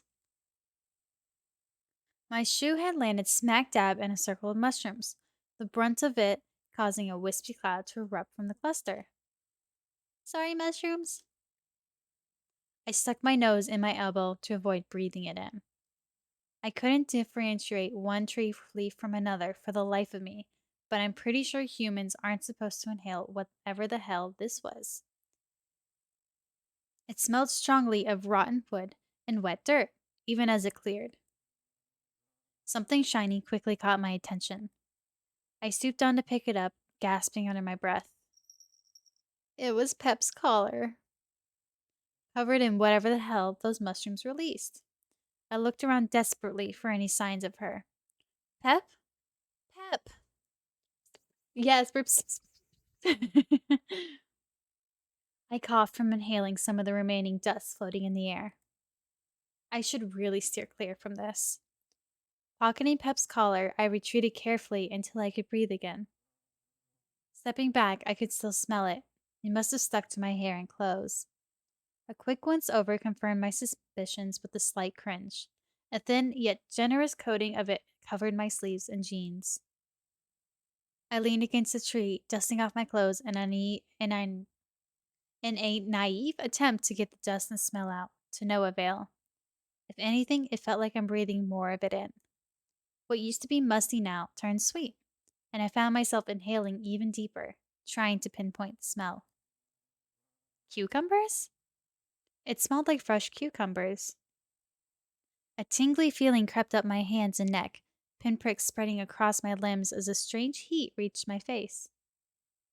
I started to feel drunk and woozy. My senses were numb. Oh, look. It looks like my is like purple. Oh, yeah, it is. It should freak me out.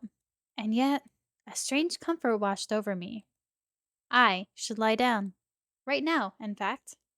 My legs gave out from underneath me, my body toppling over at an awkward angle. I laid there and stared and stared and stared. It was nice here. A peaceful calm, the perfect place for a nap, even. My eyes grew heavy as I swam in and out of consciousness. Yeah, a nap sounds really good right about now.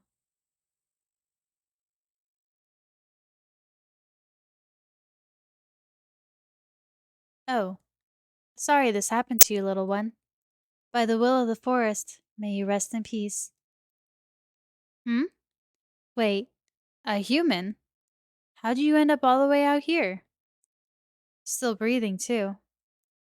Ah, geez, I can't leave you here. What should I do? I woke with a jolt. It was warm, but comfortably so. I could feel the weight of a blanket on me as I tried to sit up. I couldn't. I couldn't move my body. My fingers twitched uselessly at my sides as my eyes darted around in panic. Glancing about, I could see the interior of a cabin, or at least the ceiling of one. I couldn't see much past the corner of my eyes. I don't know if you can hear the crackling of the fireplace. I'm going to turn my sound up just a little bit. Where was I? How did I get here? A desperate feeling rose in my chest. I had to leave. Right now. This was wrong. Wrong. Wrong. I wasn't meant to be here. I couldn't hear the crackling. I could hear the crackling of a fire nearby, likely the source of warmth I had felt on waking up. I could also hear footsteps approaching. Should we pretend to be asleep or stay awake? What? Okay, let's sleep. We'll stay awake. Oh, hello. He's got little mushroom horns. I fluttered my eyelids, straining to look at the person approaching. Their eyes widened as I took in their appearance, the protrusions from their forehead catching my attention. Not to mention the green skin. The stranger didn't sense my unease as they heaved a sigh of relief. You're awake! That's good. Very, very good. How are you feeling? I blinked. Oh! Sorry, I forgot about that. Here. What is this liquid? The person held a cup to my lips, a strong, sweet smell coming from the rim. A gentle hand grabbed my chin to open my mouth. I couldn't even move to resist. Don't worry, it'll help you feel better, I promise. Drink up! As the liquid hit my tongue, all I could feel was a vague sense of heat, As I kept drinking, taste and texture returned, the sweetness of berries and chamomile coating my taste buds. I could even detect a hint of mint. I lifted my head finally, hands fisting at my sides as I propped myself onto my elbows. The person kept a steady hand on my chin, careful not to pour in too much in case I choked. I finished every last drop, wiping my mouth with the back of my hand. I stared at my fingers, realizing I had full autonomy over my body again. Good as new. Now, how are you feeling? Better, thank you. The stranger laughed. Oh, I like the way you sound. Been ages since I've talked to anyone, much less with a voice as nice as yours. I brushed off their strange compliment, finally looking around the cabin properly. It was a simple room filled with sparse but decorated wooden furniture, fit for someone living alone. Let's take a look at them. Oh, their little cardigan thing looks so comfy. They've got little cute cottagecore kind of thing. Look at the bunny in the background. He's so cute. And knitting and stuff. Wonder if they knit their own outfit. An open archway to the right led to what I assumed was the kitchen. Next to it, a door was closed shut. Possibly the bathroom?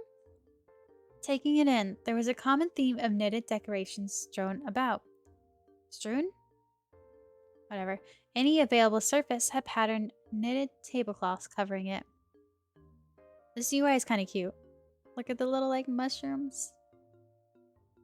An unfinished project laid beside the bed table where I sat, a pair of knitting needles jutting out of a pile of yarn from a small basket. As far as I could tell, it looked like the beginnings of a green scarf. The stranger was comfortable and staying silent, observing me as I glanced around. They tossed their hat onto the bed, scruffing their hair and making it even messier. With their hat off, their unique features were impossible to ignore. Sorry, but what are you? Oh, I didn't introduce myself, did I? Hiya, I'm Michael, with a Y. I shook my head. No, I meant that, Oops. Michael stared at me, their left ear twitching. You look very... He snorted. Ugly? Off-putting? Oh, look, he's got a cute little blue tongue. No! Just different. Different, huh? You're just being nice. Well, then explain yourself. I mean, that's kind of rude, isn't it? I paused for a moment before pinching my nose bridge, exhaling slowly. I'm just... Sorry, it's been a long day is all. I should be thanking you. If it helps, it's a skin condition? Is that what you humans call them? The way they said it didn't sound confident. And the ears? Genetics? Genetics? Right. And I assumed I waved vaguely at their horns? Antenna? Those things are just cosplay to complete the look. Would that make a convincing argument? I squinted. Maybe. Then yeah, it's cosplay.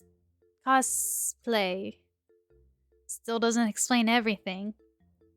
Michael huffed a nervous laugh. Listen, I'm just a guy living by himself in the woods. You don't need to worry yourself further than that, okay? Something in his tone compelled you not to question his existence anymore. He's just some guy, living in the woods. Completely normal. Spooky. Right, completely normal. I'm Otome. Michael beamed. Nice to meet you, Otome.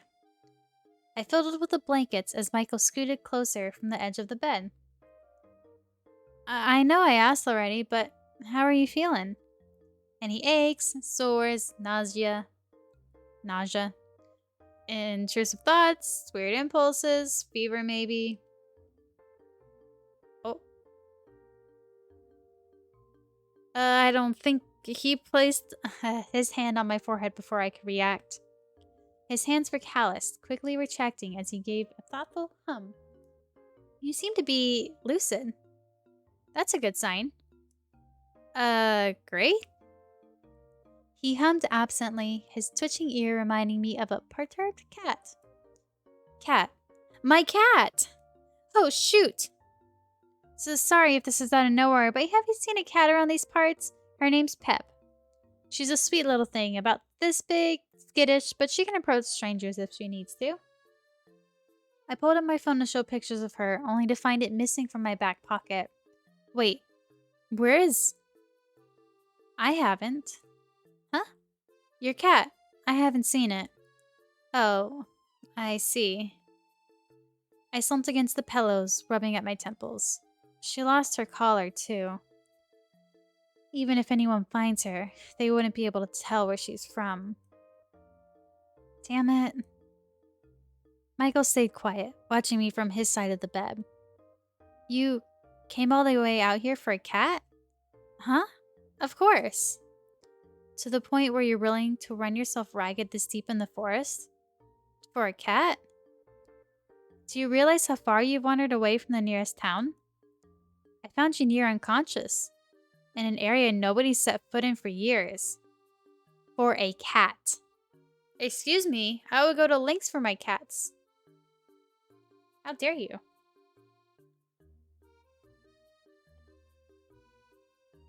Sorry, took a drink. He sounded like he was holding himself back from giving me a stern lecture, as if in disbelief I had such little regard to my own survival.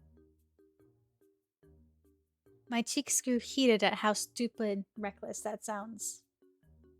I mean, she's not just a cat, she's my family. I know it was stupid for even trying, but I had to. Michael eased up, shoulders tense as he looked me over from underneath his unruly bangs. Family, huh? He finally tipped his head at me with a smile. You're willing to wander this far for such a small critter? I've met my fair share of lost campers, hunters, and a few runaway teens or two. But someone looking for their pet? You're kinda weird, aren't you? Thanks. Looking at my cat sleeping has got me all warm and fuzzy. She's so cute. Where's the other one? Oh, I can barely see the other one. She's on top of the cat tree. I sputtered, much to his amusement. Speak for yourself. Who cosplays in the middle of the woods? Michael laughed, a deep, hearty one resonating from his chest. Fair. I think I'm starting to like you, Otome. Likewise? His smile widened, but something about it was off. He was showing too much teeth. It felt like he hadn't talked to someone in a real long time and forgot how to smile the right amount. I rubbed my neck, trying to think of something else to say. Can I ask how I got here? Oh, like I said, I found you in the woods not far from here. Oh, jeez, really? I knew I was tired, but I couldn't have possibly... Huh, I did step in something important. Familiar pinpricks crept up my skin. Home. I need to go home. Michael stiffened as he grabbed my shoulder. Never mind that. You'd fallen unconscious from, a heat stroke. Heat stroke? No, that wasn't what happened. I wasn't. I was fine up until... Michael shook his head insistently, leaning close. No, Firefly. You weren't fine at all. If I hadn't found you when I did, well, who knows what could have happened. You could have gotten injured, or attacked by a wild animal. There's danger in these woods, you know. No, he was right. You had been so foolish. How did you think you could do this on your own? Searching for your cat in the middle of the woods. And to go in without bringing any water? Passing out from heat stroke of all things. How could you have been so stupid? I shook my head, brain too foggy to pick apart my thoughts. He sounded confident, so why should you doubt him? Oh, If it means anything, I'm glad you were there. Michael relaxed, hand on his lap once more. He grinned at me. So am I, Otohime. I'm definitely glad I found you. Oh, I noticed before, but he's got some more blue, like around him. His eyes were hidden fully behind his unruly hair, but I couldn't help feeling how intensely they were fixated on me as he said that. The hairs on the back of my neck stood. Uh, sure. Without a distraction, I've only just realized how uncomfortable I was sitting still. The blanket on me was starting to itch, just as the desperate need to get home began to rise in me again. Um, this was interesting, but I should really get going now. Wait! My host jumped up from the bed before I could. I mean, you can't. I can't just let you wander around the woods this late. Please stay a bit longer. But Michael, I must come. He grabbed my hand and led me across the room. We stepped into the kitchen, a fragrant smell of cooked potatoes and meat hanging in the air. Ooh, sounds good. 2 plates had been set out on a small circular table, complete with utensils and mugs of tea. Oh, what's the meat though? I wasn't expecting guests today, so the food is nothing fancy. But join me for dinner? He looked so hopeful, ears drooping. You'd feel so bad if you had to say no. Oh, well, we'll say yes, sure.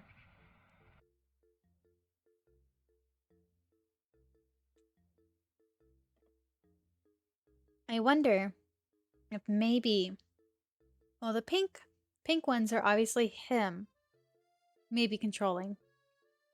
And the purple is the other mushroom that we stepped on controlling us?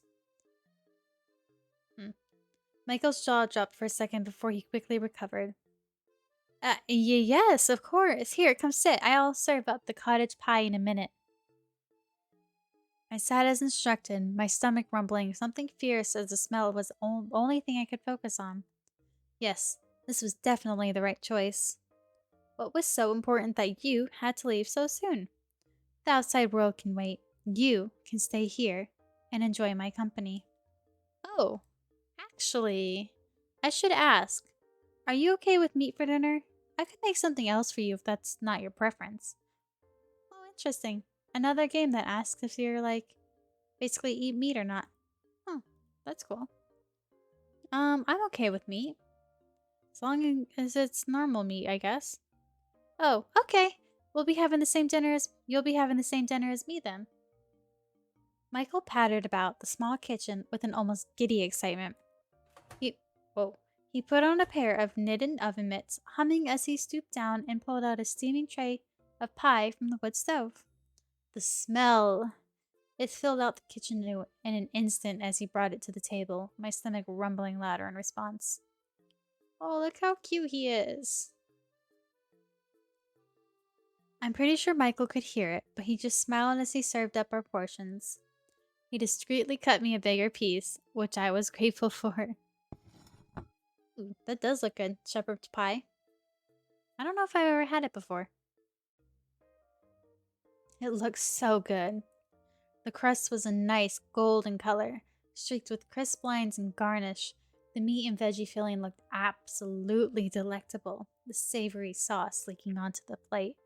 Oh, don't make me hungry. I just ate like 3 hours ago. You're making me hungry. My mouth was watering, unsurprising, considering the fact I hadn't eaten all day. Careful now, it's still hot. It was fair advice, but I didn't wait more than 2 blows before biting into my first forkful. Wow! It was definitely way too hot to eat straight from the oven. Michael kept a polite expression, the corner of his mouth lifting as I panted with the piece still in my mouth. He gave me a few seconds to recover, elbow planted on the table. Is it good? I nodded vigorously, even though my buns were burning. They're gonna stay burnt for a few days there. I couldn't taste anything. He laughed. It's usually better on the second bite. I slowed down, hand in my mouth, as Michael poked his fork into his own slice. I tentatively, I know how to say this word, but I can't say it tentatively, blew on the pie to make sure it was cool before taking another bite. He was right. The second bite was a lot better. The seasoned potato crust was nice and crisp on top, cheesy and creamy in the middle. The savory meat filling was well cooked and bursting with flavor. Every bite felt like home. My host watched me enjoy the meal from across the table. Do you like it? Yeah, this tastes amazing, Michael. He flushed from the compliment, rubbing the back of his neck. I'm glad. I like to think of myself as a decent cook, but I've never been able to get anyone else's opinion on that. Do you like baking in particular? Not always. I usually go for simple dishes with any ingredients available. I nodded amicably, though didn't say much else. I was more focused on scarfing down dinner, which thankfully Michael didn't seem to mind. The overall atmosphere was nice and homely, and I could hear Michael tapping his feet from underneath the table. I guess he was that happy to have someone stay for dinner. It did seem like he lived alone, judging from the surroundings in his cabin. So, I'm kinda curious. He perked up instantly, his focus solely on me. What made you want to live all the way out here? Oh, well, when you look at me, it's kinda easier to just live out of sight from everyone else. A pang of guilt shot through my chest. I was giving him a hard time about how he looked too. He must have sensed it clear as day on my face. Not that you're one of them. You've actually been nicer than most. So I wonder if... His smile turned strained. Never mind. My point is, it's better here than anywhere else. Why don't you try the tea, Firefly? Oh, that's such a cute nickname. He seemed uncomfortable now, easing into a different topic. It's probably best to follow along. Oh, sure. I reached out towards my mug, only to push it off edge with my clumsy fingers. Wait! I bent over the side to grab it, fully expecting it to just fall just out of reach and land on the floor into broken pieces. It never did. Oh, interesting. Instead, a long green appendage was twisted around the ceramic mug, securely keeping it in place. Not even a drop had fallen out. Ooh, the music turned spooky. Whoops. I hit the mic with my headphones.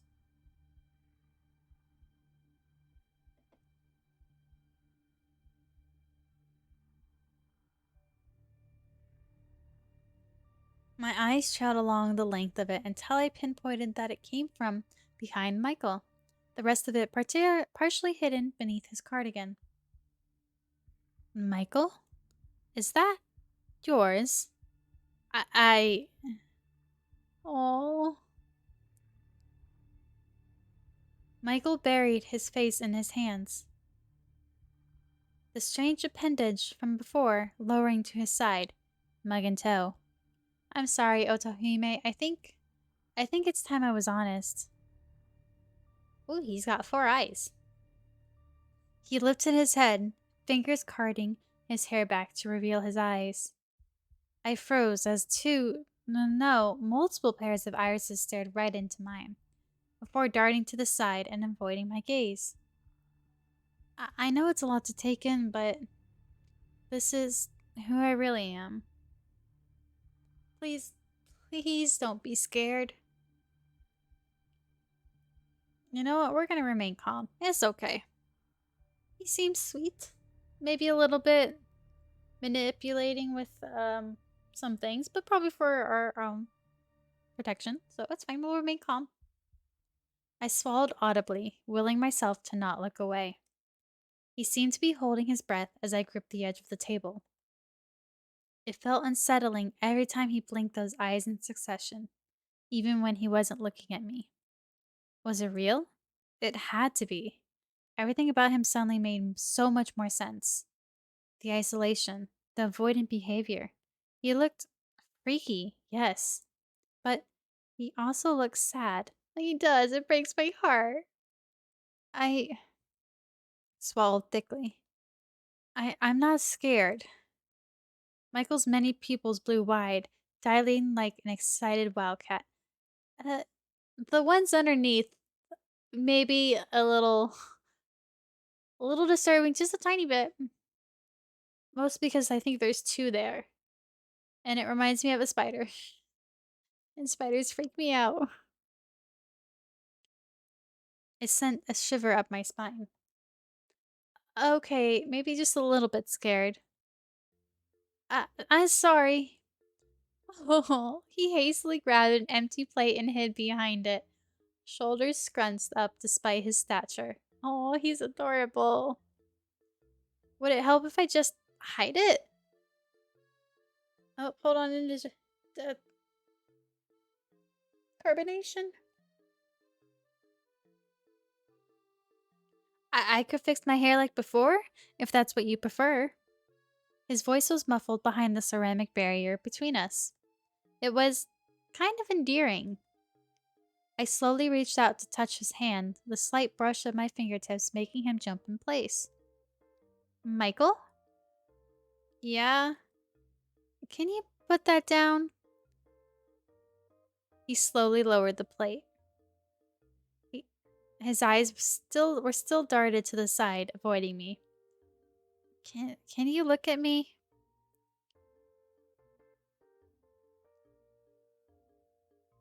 Oh, I like the color changing of his like his body, like his face and ears, based on I guess his emotions. Don't look at me like that. Sorry, I just can't stop looking. This was so awkward.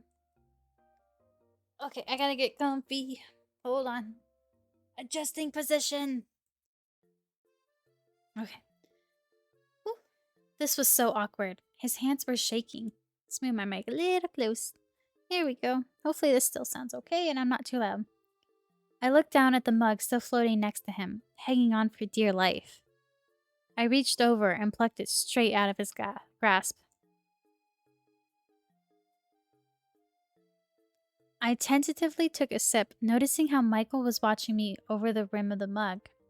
The taste was mildly spicy, with an almost earthy bite to it. I recognized it instantly as ginger tea.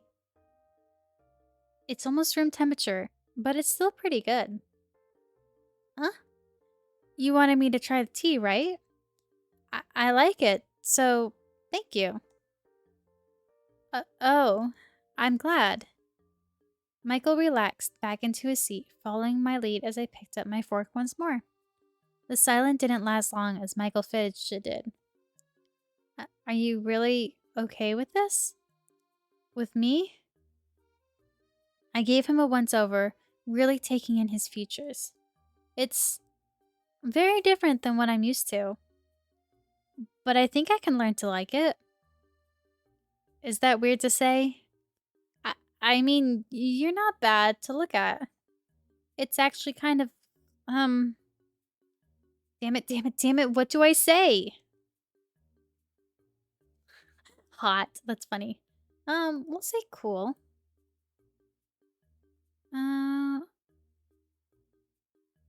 Cool.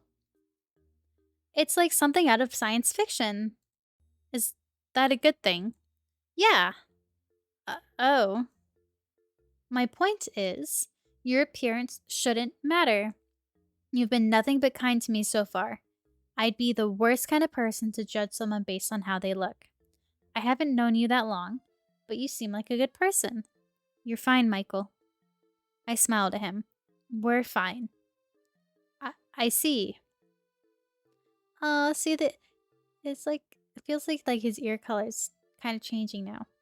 He fidgeted some more before nodding, smiling a bit. Thanks, Otohime. I need a drink.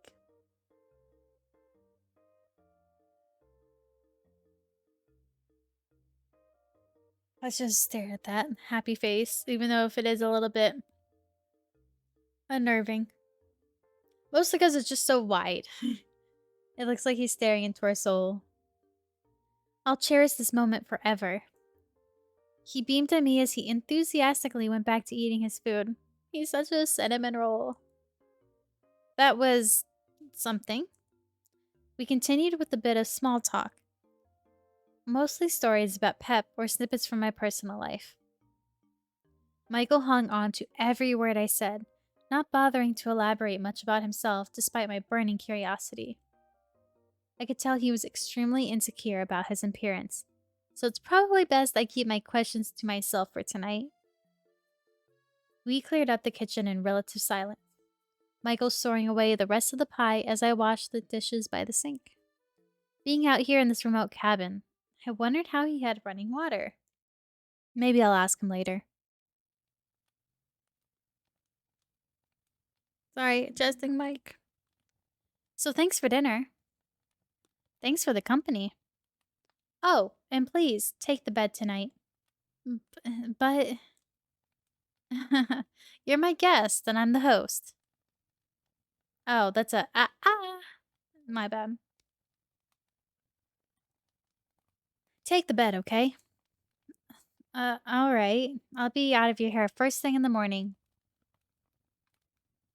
Michael got quiet, staring at the floorboards. With his hair out of the way, I could finally read his expressions. He did seem upset. Is that okay? I do need your help, though. I'm pretty sure I'm just gonna get lost again on my own. His tail flicked behind him. Yeah, I'll bring you home tomorrow morning. I heaved a sigh of relief. Thanks, Michael. I'll see you in the morning. Yeah. Good night, Otohime. Good night, Michael. He seemed really happy being able to say that. Whoops. I popped myself down into Michael's bed, getting comfy beneath the blanket. Michael was gathering some blankets of his own to make a makeshift bed on the floor in front of the fire. Michael was gathering some oh, whoops. I'm gonna be so embarrassed when my carbonation problems is popping up on mic, but I can't help it. I don't have any water. Michael, okay, I already read that. He had an impressive collection of knitted items, a comfortable nest forming in the center of the room. My eyes trailed off after his tail, now out in the open as it flicked and swayed. Kinda like a cat. I miss Pep. Now with a full stomach, dozing off came easy. I didn't even realize how tired I was. I listened to the gentle crackling of the fire, my vision darkening. I am not even sure if the crackling of the fire is showing up. Probably not.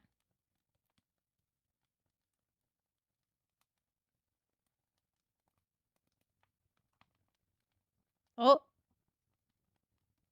a little close there, Michael. Good night, Otohime. That's a bit much. A soft humming invaded my dreams, stirring me awake. I blinked my eyes open to unfamiliar surroundings, swaddled in a blanket that clearly wasn't mine. Oh, where? Oh. I spotted the familiar figure of my host seated on a stool in front of the fire, hands deftly working on the green the green scarf bundled in his lap. His back was towards me, but I caught glimpses of his fingers as the needles softly clicked between the yarn. He looked incredibly adept at using them, the rhythmic movements almost hypnotic as the fibers wound together into an intricate pattern. Let's see. And then double check this. I slowly stirred into a sitting position, rubbing my eyes. Okay, nothing too important here. Okay. The movement quickly caught his attention, ear flicking in my direction before his eyes trained onto me. Just like last night, his pupils blew up as we made eye contact. His expression lit up the instant he saw me. Otohime, hey! I'm glad you're finally awake. You looked so tired. I didn't want to disturb you until you've gotten enough rest. Hmm. Good morning, Michael. Good morning, Otohime. Did you sleep well? Ugh. I was still too groggy to answer his question, a yawn slipping out as I stretched. He smiled kindly, a soft chuckle under his breath.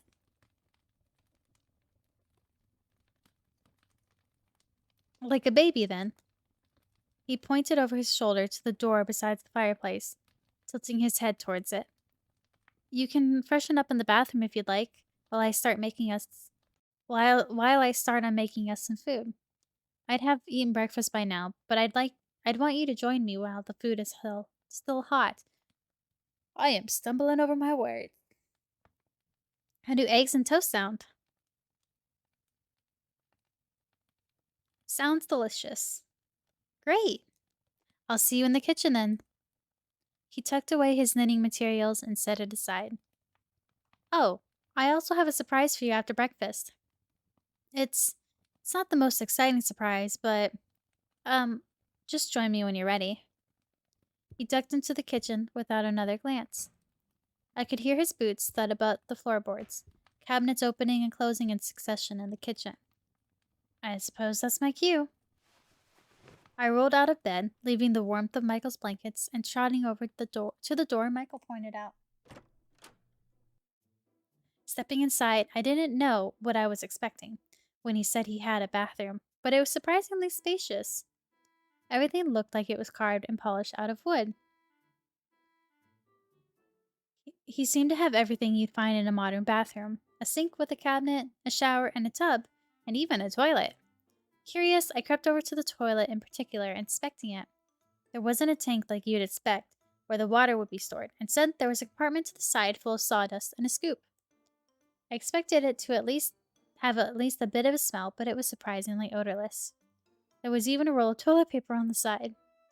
It was no flushing system, but it was hygienic. Hygienic? I don't know. Michael must have done his research.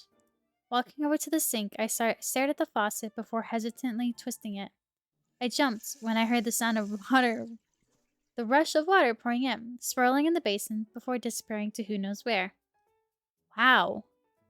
Why am I impressed by a damn functioning bathroom sink? I helped with the dishes last night. I already knew Michael had plumbing. Shaking my head, I finished freshening up and headed to the kitchen. Michael looked up as I entered, a steaming kettle in his hand with 2 empty mugs on the counter. It might have been the lighting, but he was taller than I remembered. Glancing to the table, I could see he already finished plating up our food. Oh, wow. You work fast. Michael looked proud of himself. Can't have my guests stay on an empty stomach. Go on, have a seat. I'll join you in a moment.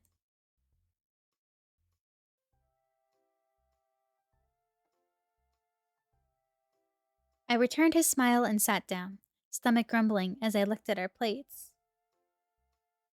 Oh, eggs and toast. Looks pretty good. Once again, Michael was generous with the serving sizes. Fat slices of bread were toasted perfectly with crisp, buttered sides. Ugh, now I wish I had bread. The scrambled eggs looked tantalizing. The smell of savory herbs wafted into my nose. My mouth watered. Michael set down a steaming mug beside me before settling into his own seat. Peeking above the rim, I could see small flowers floating about, tinting the water yellow. It faintly smelled of apples. I recognized the yellow dried petals, or pellets, on tea packaging I've seen before. Oh, chamomile. He nodded. I hope you like it. Oh, look at him. He's so adorable. I'm sure I will. His smile widened, his tail swaying at the tip by his feet. He seemed more relaxed, showing his natural features this morning. Any trace of panic and hesitation from last night were gone, replaced by a look of contentment. Michael bit into his toast, and I followed suit. The food was as delicious as I expected. The chunk of toast I bit into was heavenly, the butter sweet on my tongue. And the eggs! Something about simple home cooked food is just the best. Michael was happy to eat in silence, occasionally looking up at me as I enjoyed my food. He'd smiled when our eyes he'd smile when our eyes met, his bottom pair narrowing into a happy squint. I wonder if he'd be open to some questions. Hey, hmm? Do you mind if I ask? Oh, let's see. Do. See, we can ask, how did you learn to cook? How do you have plumbing in your house? What's it like living in the woods? How do you have plumbing in your house? I know it's a silly question, but I can't stop thinking about it. Oh, you were wondering about that? The embarrassed look on my face was probably enough of an answer. Aw. Well, it's nothing fascinating. It's just rainwater I've got stored above the cabin. Just rainwater? He nodded. I detected a hint of pride as he continued. It's actually a recent installment, believe it or not.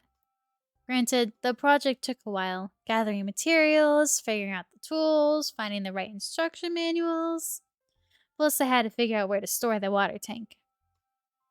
And don't worry, I installed a filtration system, so it's safe for us to use. I check it every few weeks to make sure nothing's contaminated. That sounded daunting, especially considering he lived all the way out here in the woods. You did all that on your own? I kinda had to. Anyway, it took a whole lot of calibrating and adjusting, but it really worked out. And now that I think about it, I'm glad you get to be comfortable here during your stay too. Oh, does that answer your question? Where'd you learn how to do all that? I had to figure out a lot of things on my own. There was a faint hint of exhaustion in his eyes. But to answer your question, I go to libraries a lot. It's where I learned about a majority of things. The fact that he even ventured into buildings at all already surprised me. And if I'm real lucky, they have all these neat DIYs and workshop manuals archived for anyone to browse through. It took a while to figure everything out. A really long time, actually. But hey, I had nothing but time. And it paid off. I'm considering upgrading the toilet next. But for now, the composting setup works fine. Learn about that in an old camping guide. He paused to take a breath, as if he hadn't talked this much in a while. I honestly, I feel that. My voice is starting to get bad on me. I'm rambling, but that's how I did it. Is there anything else you want to ask? Wait, you've been to libraries? His ears perked up, posture straightening. Oh, yeah. I can't tell you enough how much books have helped me. I've made it this far only because I quickly figured out how to read. Well, figured out that I can read. Do you visit often? In my early days, any chance I could get. Nowadays, I stick to my side of the forest, though. Gotta make sure people don't wander too far off than they're meant to. I paused in my chewing at the teasing lit in his voice. Hey, I'm joking. Anyways, if you're wondering what I do about this, he gestured towards his face. I just have to make sure everything's covered. You'd be surprised at how little people pay attention to me when I bundle up just right. Do people not give you trouble? He shrugged nonchalantly. Small town libraries are usually so empty from my experience, and people just mind their own business there. Huh, I guess that's true. I can't remember the last time I visited a library. I guess libraries would be Michael's equivalent to the World Wide Web. I should introduce him to the internet sometime. Actually, maybe not. Not without parental controls. Finally satisfied, I nodded and went back to eating my food. Oh, you know what? I just realized I did not change what game we're playing. Whoopsie doos.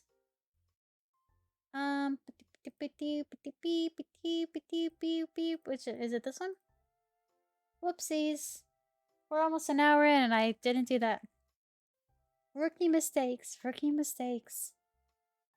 My bad. I'm so sorry. Okay. Let's see. How did you learn to let's see I'm gonna assume he learned how to cook via like the cookbooks and stuff in libraries. So what's it like living in the woods? Wow, we're coming up on an hour playing this already. Huh. The time's going by fast. I still can't believe how cozy you've managed to make it, considering the whole middle of nowhere thing. It wasn't like this when I found it. No. It was a major, fixer-upper? So the cabin was abandoned. I never would have guessed. Yeah, I'm really happy I get to live somewhere permanent for once. It's not much, but it's home. What's it like? Peaceful, quiet. I do like it a lot. The forest provides me with everything I need. And nobody bothers me for the way I look out here. Oh, poor thing. His ears twitch slightly. Sometimes you just happen to end up where it's most convenient for you and everyone else. The way he avoided my eyes as he said that gave me the impression there's something more to it. Like his home wasn't just out of convenience, but a fear of something else. Rejection, perhaps? Or something worse. Anyways, I don't really have anything else to say about it, unless there's something specific you want to ask. He doesn't think about his answer much before beaming at me. What about you? I know you told me a little bit about yourself, but what's it like being you? I scoffed, waving a hand.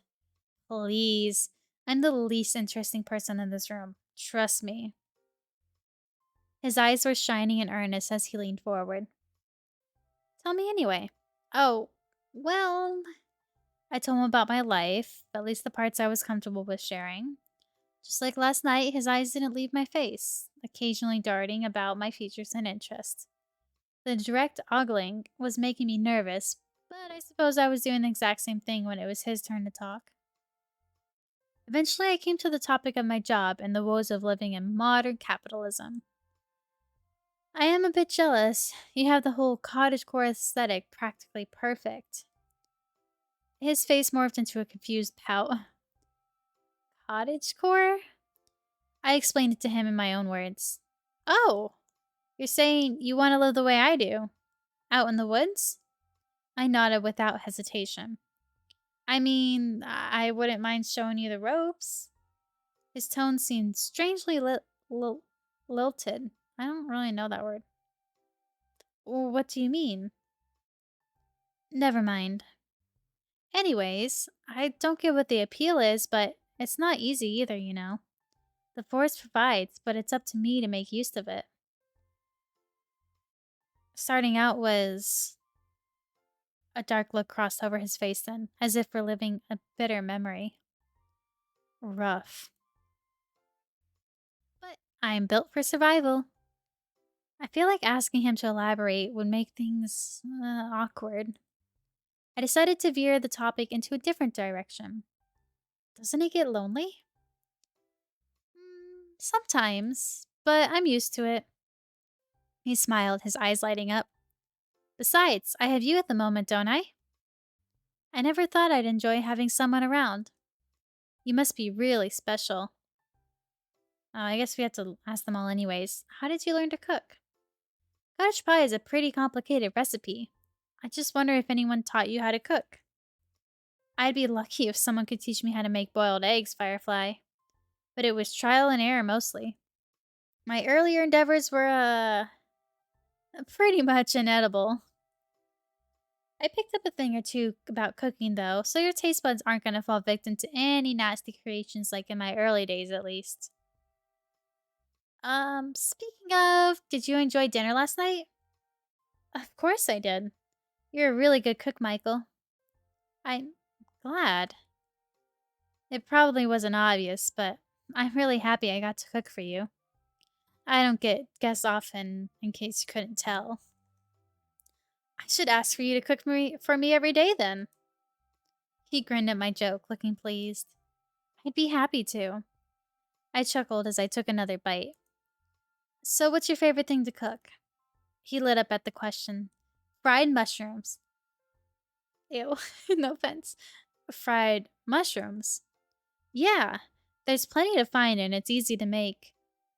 Huh, I do remember finding a patch of mushrooms yesterday. They smelled pretty funky though.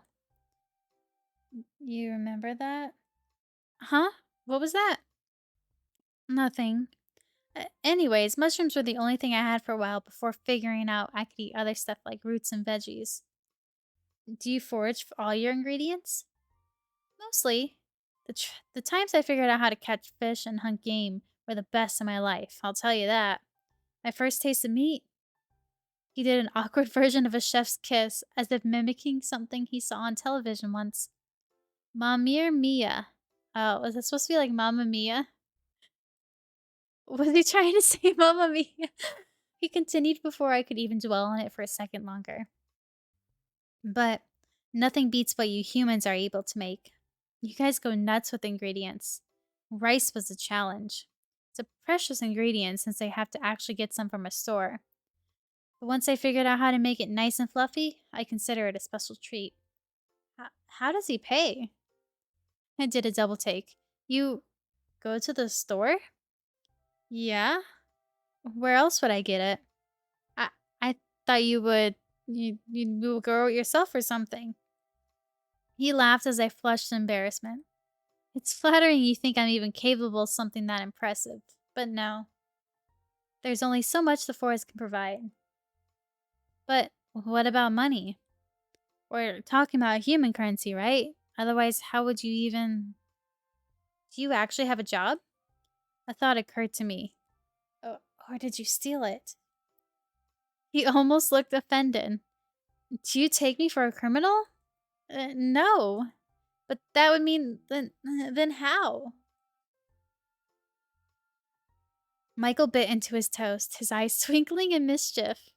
I have my ways, Firefly. What's that supposed to mean? I'm starting to know a lot more about Michael. He didn't directly say it, but it felt like he was lonelier than he was letting on. Not to mention how he managed to make a home for himself, all on his own.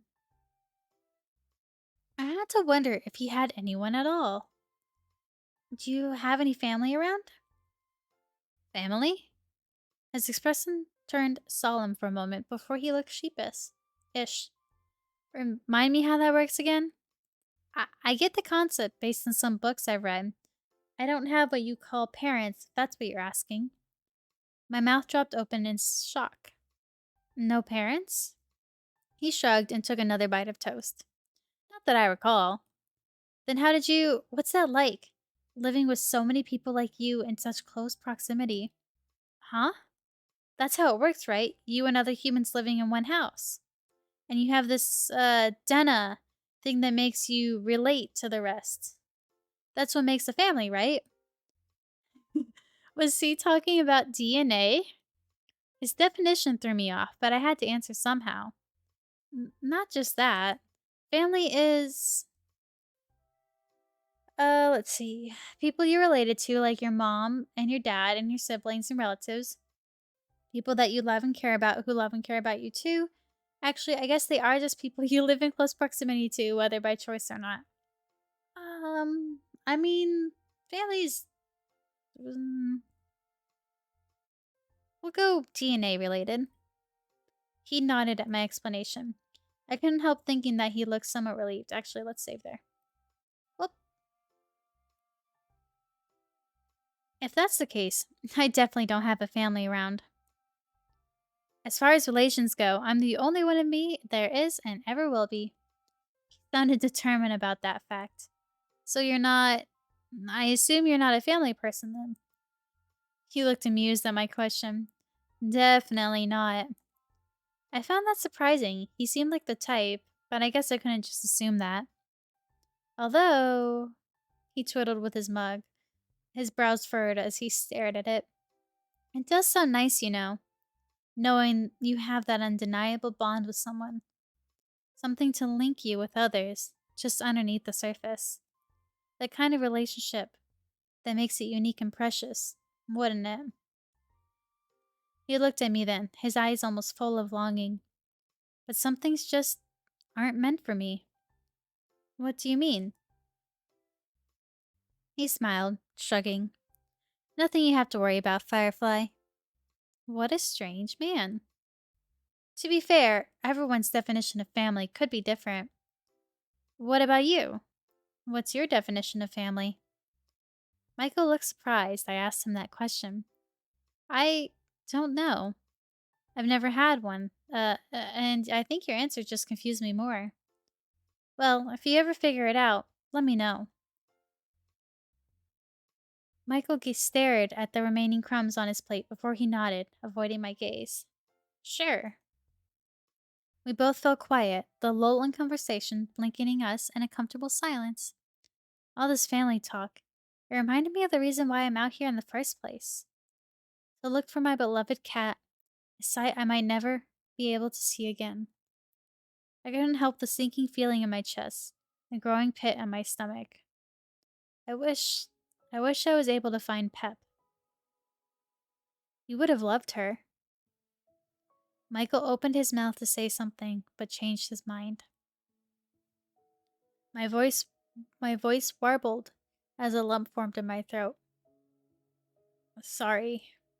I just miss her so much. I keep thinking if I just went looking for her sooner. Shit, sorry. Now I'm getting emotional because I miss my cat. I need a moment, sorry. Oh, jeez. I did not expect to get emotional.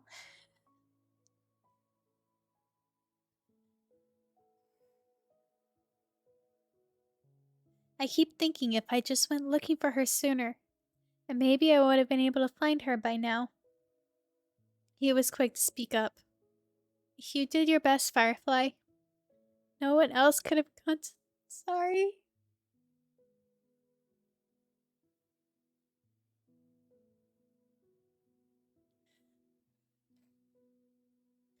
No one else could have gone to the lengths that you did.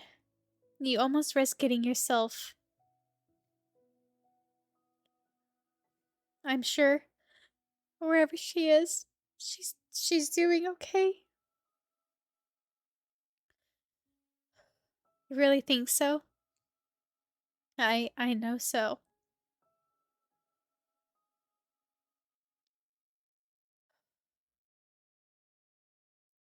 His voice was laced with a confident assurance, despite the worried look on his face. I nodded with a quiet sniff. I hope so. She's just important to me, is all. Michael looked like he wanted to reach across the table for me, but sighed instead. Actually, I'm sorry, Otahime. I should tell you. Um, maybe I do have a family, now that I think about it. That was the surprise I mentioned before. Hey, hold on, I gotta take a second to clear my nose.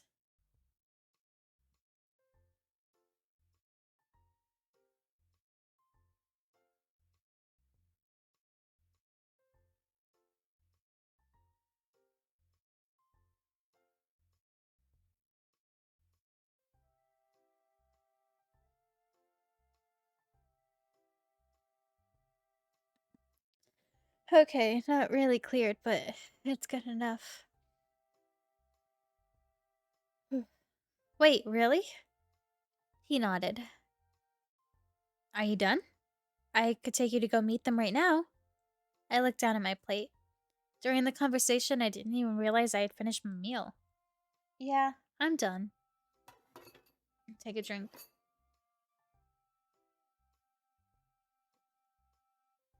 His movements were quick, stacking our empty plates and mugs and setting them in the sink.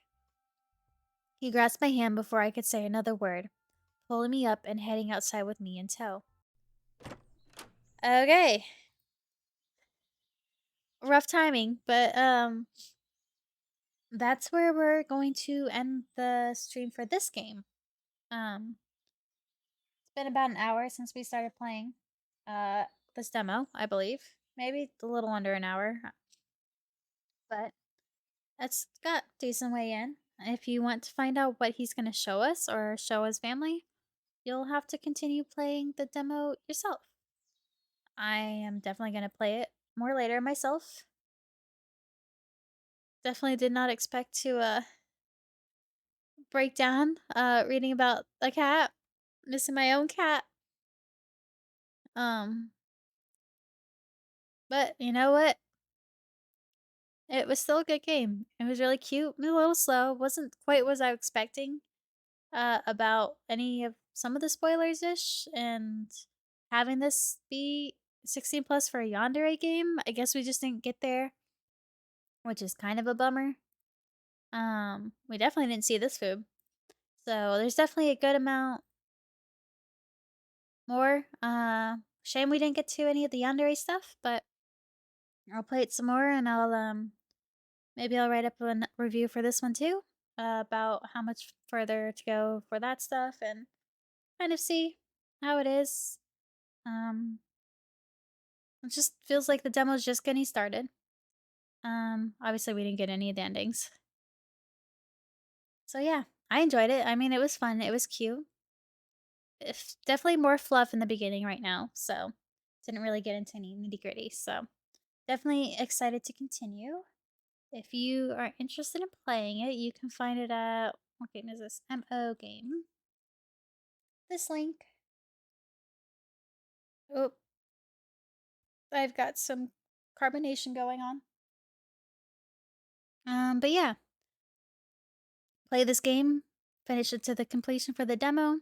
If you like it, you can go over and support the devs on Patreon. It is a per month though, so just know what you're getting into. Otherwise, you can send the devs a few um bucks over on Ko-Fi as well, just if you're to download the game, stuff like that. So by supporting the dev. So they're still working on this game, so hopefully yeah, we'll get to see it if come to completion because it seems interesting so far, and Michael is a super adorable little cinnamon roll right now, and I'm curious to see how uh how he's gonna turn into a yandere. Well, I mean, I guess we can kind of tell he's not gonna want to let us leave, huh? But yeah, that was fun. Oh, I realized I didn't. Aha, turn that back on. Scuff stream. I'm emotional. But yeah. Next we'll move on to Love Limit, but first I'm gonna take a mini break to go to the bathroom. So I will be back in a second.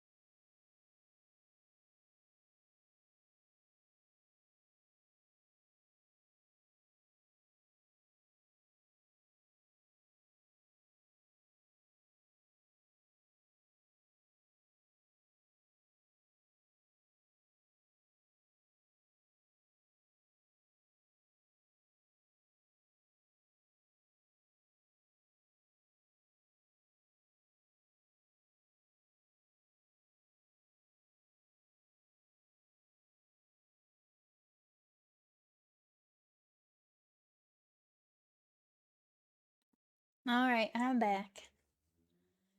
Whew, okay. It's feeling a little better, Crew. Okay. I kept trying to mess with this silly,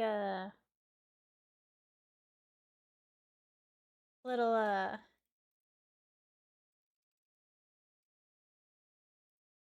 oh, that's a little too far. Text for the now playing game. And it just just looking so silly. So we're gonna mess with that real quick. Because unfortunately, I cannot, for whatever reason.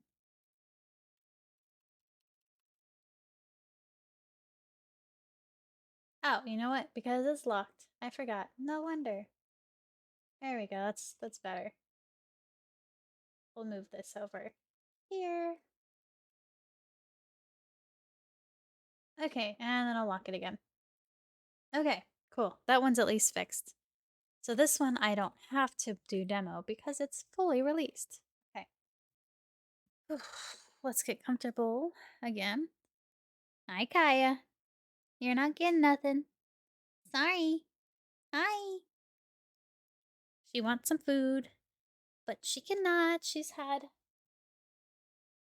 all that she can. She can't have any more. Okay. So, now we are going to be playing Love Limit. Set the scene.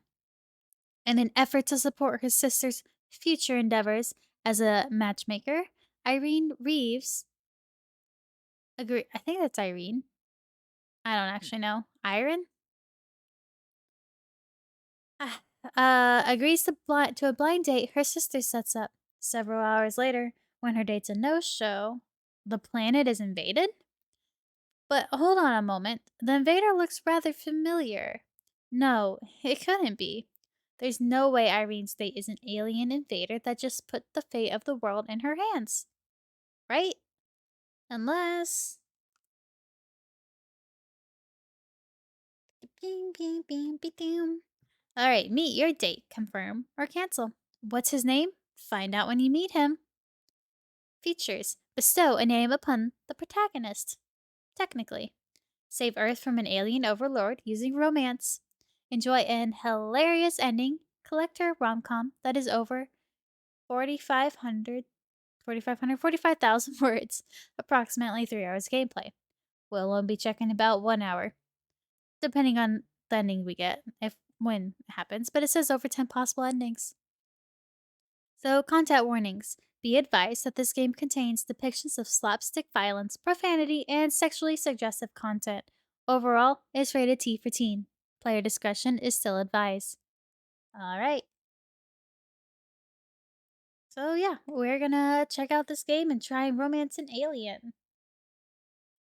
Okay, so let us get it open. This is Love Limit.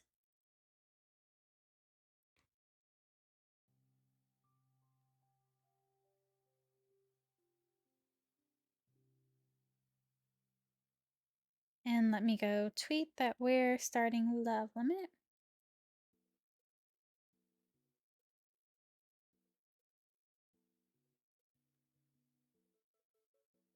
Bum, bum, give me just a few seconds so I can tweet this out. Or I'm gonna die and cough in your eyes. This thing, I am so sorry that came out of nowhere. Um,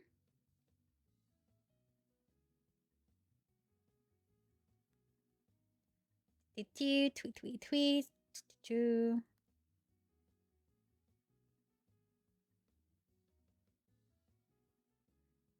No, the phone trying to change it to yonder for yandere.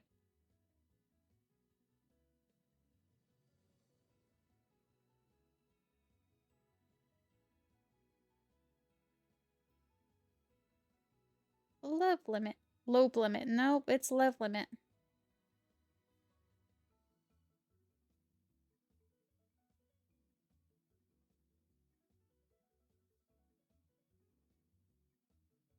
Okay.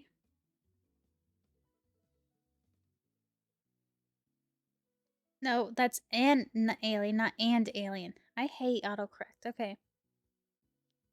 All right, there we go. Okay. So, here's love limit. It's a little quiet. We'll turn it up on my end for now. I might have to turn it down after. Okay, let's get, oops, sorry. Let's get the mic all set back up again and all comfy. Can I actually, no, I can't. Okay. Play all episodes, load option. So let's go options first.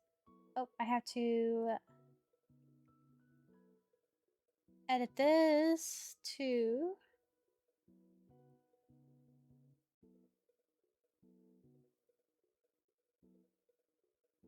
love limit. Okay.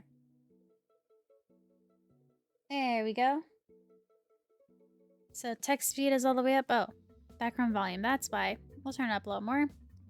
SFX will turn up. Don't care about the auto speed. We are going to change, I think, the font. Yes. Because this one just kind of hurts my eyes a little bit, even though it is cool looking. So we'll be here. Okay.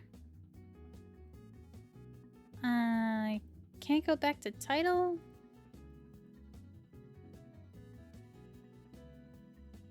Return, I guess. Special features. Oh, these are just the credits. So credits for the... Well, this was an entry to Otome Jam 2024, which actually just ended pretty recently, I think. At the end of July? Or was it the end of June? It was the end of June. Yeah. So Otome Jam goes for 2 months, from May and June. This game is also made by, I forgot to mention, Winking Corvid. So yeah. Let us, get started by playing all episodes. Whee! Alright. The last dregs of my third cup of coffee slide down my throat like cold brown sludge. That sounds disgusting. Good thing I don't drink coffee. I'm done. Officially. We're getting the bell and going home. Please, Irene. Let's wait a little more. I'm sure he has great reason for being late. That's what you said 2 refills ago. And I mean it, as much as I do now. He swore he'd come. Make the move on my mic again just a little bit.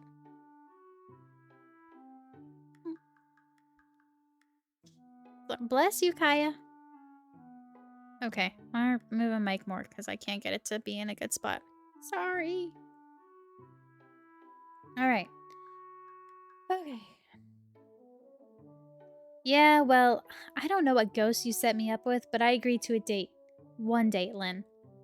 I guessed her, Jester? At the coffee shop around us. And all I got this afternoon was ridiculously overpriced caffeine at $9.50 when I could have made some at home for free. I mean, it's not quite free if it's at home, if you bought the tea or coffee or whatever. But you know what? I get the point. At least they offered free refills.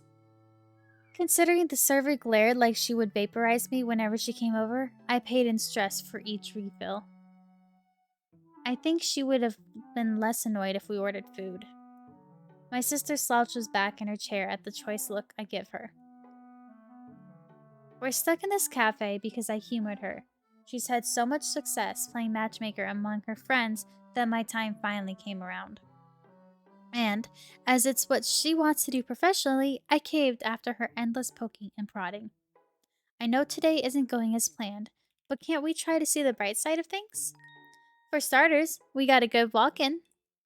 You mean that thing I do every morning on my way to work. And as a walker, you know anything could have happened to your date while he was on his way here. Oh, really? Such as... anything. A car accident, a robbery, or a family emergency. What if he missed the bus and had to hitchhike? There's her overreactive imagination going wild again. For 2 hours. For all we know, those incidents happened in succession.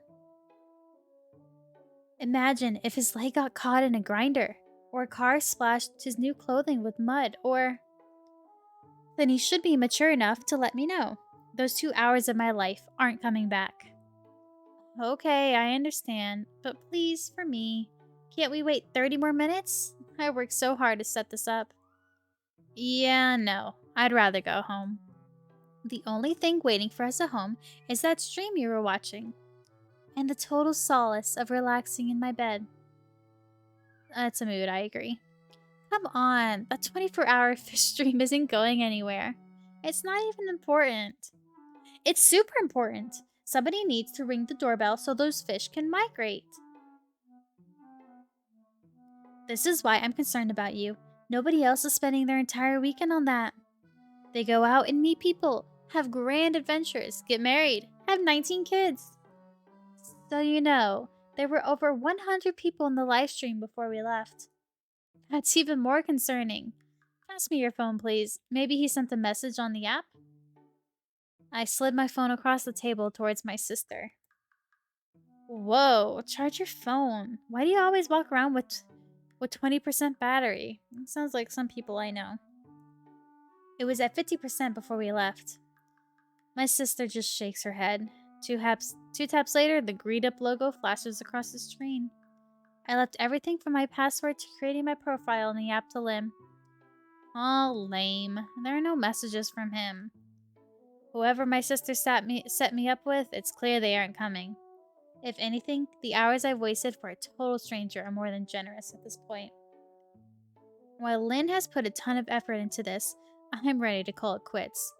I'm getting coffee jitters. I'm hungry, and I have to work early tomorrow. I'd prefer to be at home, relaxing in my bedroom, than to spend even another dollar here. I've toughed it out thus far, because Lynn means well. But is that enough?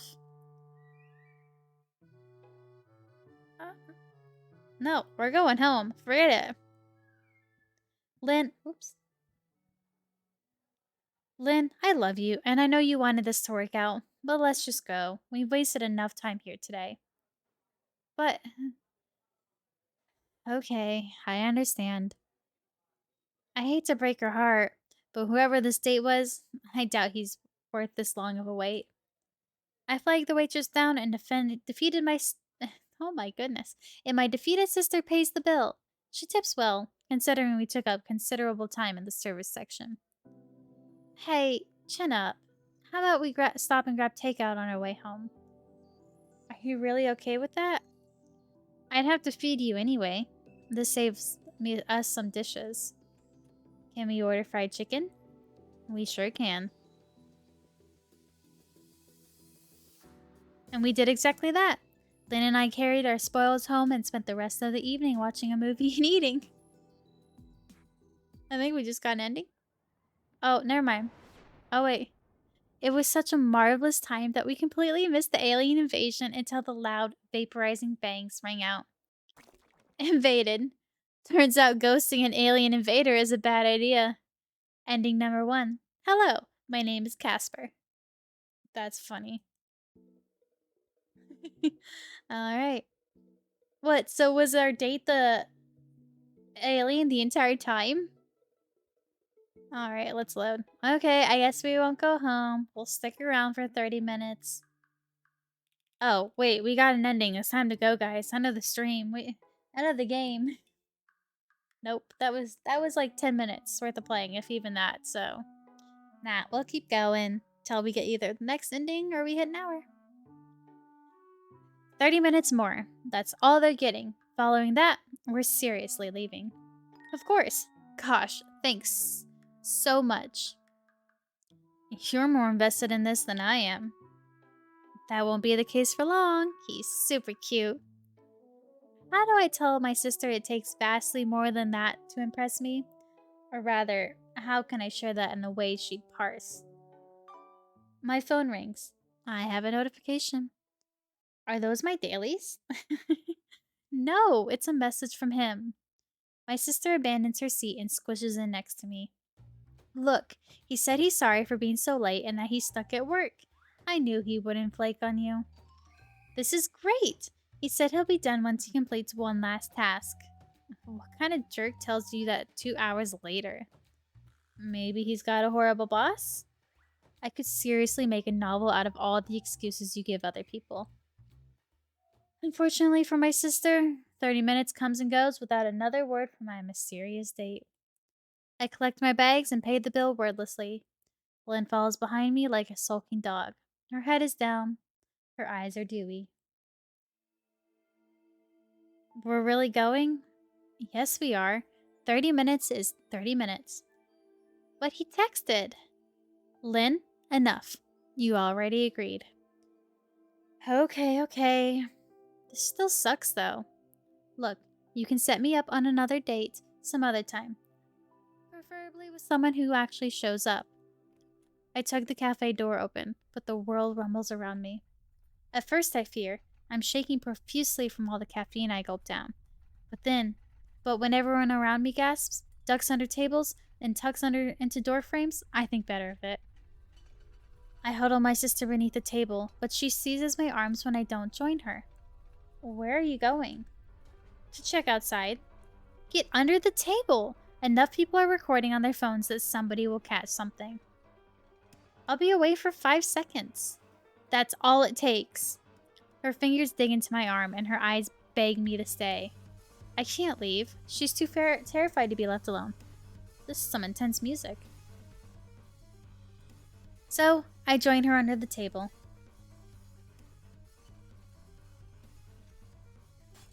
The sky outside turns red, and the cafe's trembling intensifies.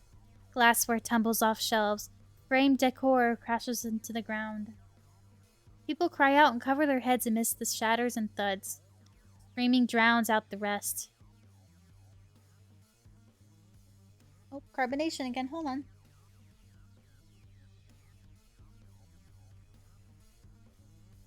What is that? What's happening? Oh God, what are those? My sister squeezes me as if holding onto me will save her life, but I peek out from under the table. Thousands of saucers descend from the crimson sky outside. Oh, this music is a little bit crazy. Each of them blaring that horrible noise I heard before the screaming started. What the hell? Are those spaceships? Oh my God. Catch that on camera. This is my chance to go viral. I can't breathe. The smooth metallic exteriors of each ship are terribly alien. Their engines blast purple flames. Sis, are there really aliens? I think. I don't know what else those could be. I squeeze back under the table with my sister and yank out my phone. My cricket feed explodes with chirps and chimes. The trending tags are all about aliens, spaceships, and the concerningly red sky. My timeline is on an endless scroll of the descending spaceships from various angles in different countries. All the electronics in the cafe emit horrendous screech. I drop my phone, but Lynn catches it. A live video overrides the social media app I was on.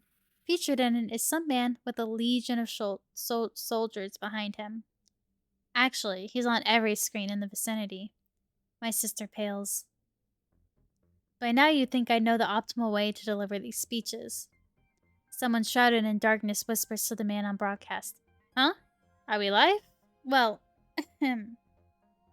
hello, Earthians. My name is... Egan? Egan, and I'm the prince of the planet Ornthorn. I expect my name will be seared into your minds shortly, since I'm taking over this planet as its supreme overlord. I suggest you surrender within the hour. If you do not, then we shall continue our subjugation with force. Egan stares off screen. I fear what drew his attention, especially as I hear jet planes and helicopters. Right on cue as predicted. This shall be a quick lesson for those who with dreams of resistance and grandeur. Gunfire erupts outside and the crimson sky flashes with red, orange, and white. They're firing at the ships outside. What, already? I glance outside in time to see the attacking helicopters and planes sucked into a black void. They vanish in a twinkling spray of particles most RPG attacks could only hope to emulate. You're welcome to waste your resources attacking us, but we shall absorb everything fired at us. Your world isn't the first to try a counterattack, and it won't be the last. As I have a prior engagement I'm over 2 hours late for. That's the end of this broadcast. Oh, it is. Interesting. A gut-wrenching dread digs into my stomach hearing those words. My gaze slowly meets my sister's. She's paler and sweatier than when I last looked at her. Lynn, why are you so sweaty? To the one I promised to meet, you have my sincerest apologies for the delay. As I finish my business, I'm on my way. An image appears beside the figure on the broadcast. Ah, what happened? Oh, my face squints back at me. I seize my sister. Lynn, what is that photo of me? I'm sorry, he said he wasn't from here and I skimmed the paragraph he sent. The entire world is seeing a photo of me where I look like a bona fide cryptid caught in a sneeze, and that's all you have to say? He's the only guy in the app who said you looked cute. You gave my information to an alien, but he's a super cute alien. Egan waves enthusiastically at the camera. Irene? I don't know how to say her name. Irene, I can't wait to meet you. I curse in so many languages that my sister covers her ears. As the invaders ascend from their spaceship into our city center, our governor throws himself at their feet. Wait! Rather than surrender, there must be something else we could offer you. You could stop delaying me, Scrimp. Move it. But we should have a chance to save ourselves, please. Egan taps his chin. Subjugating worlds is all that interests me. My father has been on an awful bit about me settling down. So I propose this. The champion of this world shall be the person I'm already scheduled to meet. What? But you must pick someone who represents the people. I already chose them. There's no better representation than that. I wheeze. My youthful years drain out of me from the immense stress of Egan's announcement. All conflicts on Ornthon are decided through duels between individuals. Only through triumphant victory can matters be settled. Demands are a victor's rights, so if your champion can best me in a duel, I'll reconsider ruling this planet. That's insane. You're up against some young person who has barely lived their life. I've held a charge saber since the pleasant age of 2. That's no excuse. Please reconsider. You can't place the fate of a world in some random citizen's hands. My answer is final. Besides, my date already agreed to a duel. We can simply change what's at stake. I snatch my phone from my sister and furiously backread her chat and greet up. Egan sent an offensively long... I don't know how to say his name. Egan? Oh. Sent an offensively long paragraph in which he speaks excitedly about the date and 30% of it. The rest is a glorified terms and service contract about a duel. Actually, he didn't agree to a date at all until we finished the duel that precedes the entire process. Did you actually read any of this? It's too long. I skimmed it. You know nobody actually reads paragraphs that long. Wait, please reconsider, please. The broadcast cuts out. Everyone in the restaurant stares at me. If I sprint home right now, I think I can make it. That, or I can dig myself a hole deep enough to hide in until this passes. Gosh, can you believe this? I really can't. Actually, no, I don't want to. This isn't happening. You have plenty of life experience. Why was the governor so rude? I grab my sister and shake her. It's that the most important part of the situation right now? Carbonation? Oh, and that's... Okay, hold on.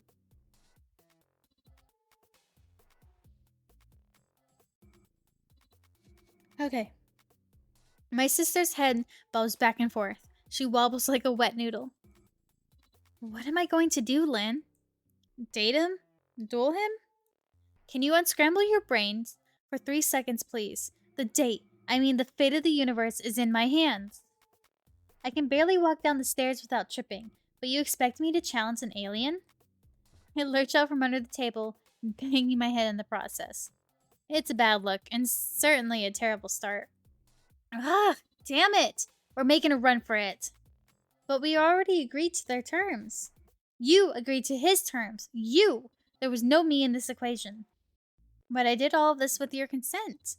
I gave consent thinking you set me up with a normal. Forget it. We need to go. But you could duel him, sis. Buy time so he might catch the common cold, or some hackers can make a computer virus to shut off their ships or something.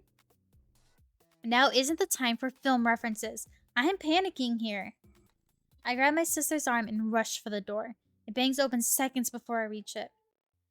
Egan's shocking white hair, red eyes, and regal extraterrestrial garb appear before me. Look at those wide eyes. Irene!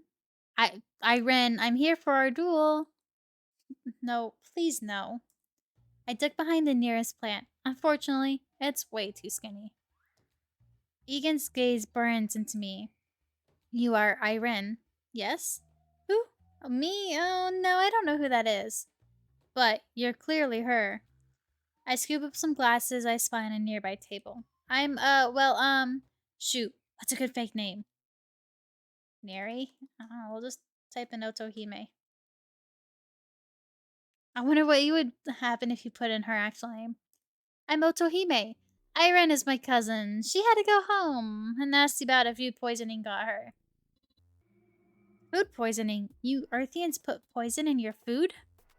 No, we don't. I just meant... Seems you have evolved beyond what Endel gave you credit for. Wait, you're misunderstanding. Oops, I hit my mic. I'll keep that information in mind when I'm sampling your local cuisine. Egan whips out a device and flashes the horrible photo my sister dares set as my profile picture. Are you certain the person in this image isn't you? It's a perfect match. In what universe is that me? I have my doubts, but I suppose if my date didn't show, then I'll move on. Oh, thank goodness.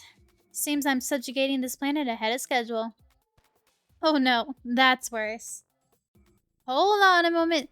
Theoretically, if I am Irene, what do you plan to do? Duel, of course. But what does a duel entail? As I'm at an advantage, I'll let the other party decide. It's part of custom. So it's not some duel to the death? It can be. Is that what you Earthians like? Wait, no snap judgments. I took off the glasses. I am your duel partner. So you are. He's alarmingly radiant when he smiles. It is a very cute smile. I'm thrilled you've embraced the challenge, duel partner. If I lose, are you seriously enslaving Earth?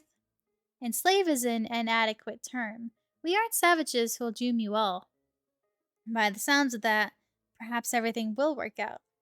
Instead, we'll bleed this planet of its resources and assimilate everyone who survives into Orthenian culture. Damn. The poor planet, Mother Earth did nothing to you. How dare you? That's so much worse. But if I win, you'll spare this planet, right? If those are your terms following the end of our duel, then yes. In that moment, I recall everything I love and loathe about planet Earth. The odds are in favor of what I love, considering all my loved ones, friends, and favorite creatives live here with their friends and loved ones. Okay, I'll do it. We'll duel. My stomach is queasy with nerves at Egan's wolfish grin. That is quite creepy, not gonna lie. Perfect. Name your game. How we do combat is your decision. I rack my mind for what an alien invader would be terrible at, and alternatively, anything I'm so eerily good at that it'd save humanity. The pressure is duly on, since everyone who was under a table earlier is filming me now. I glance at my sister and she gives me a thumbs up. Okay, how about we try... Oh gosh. Let's save. Whoops.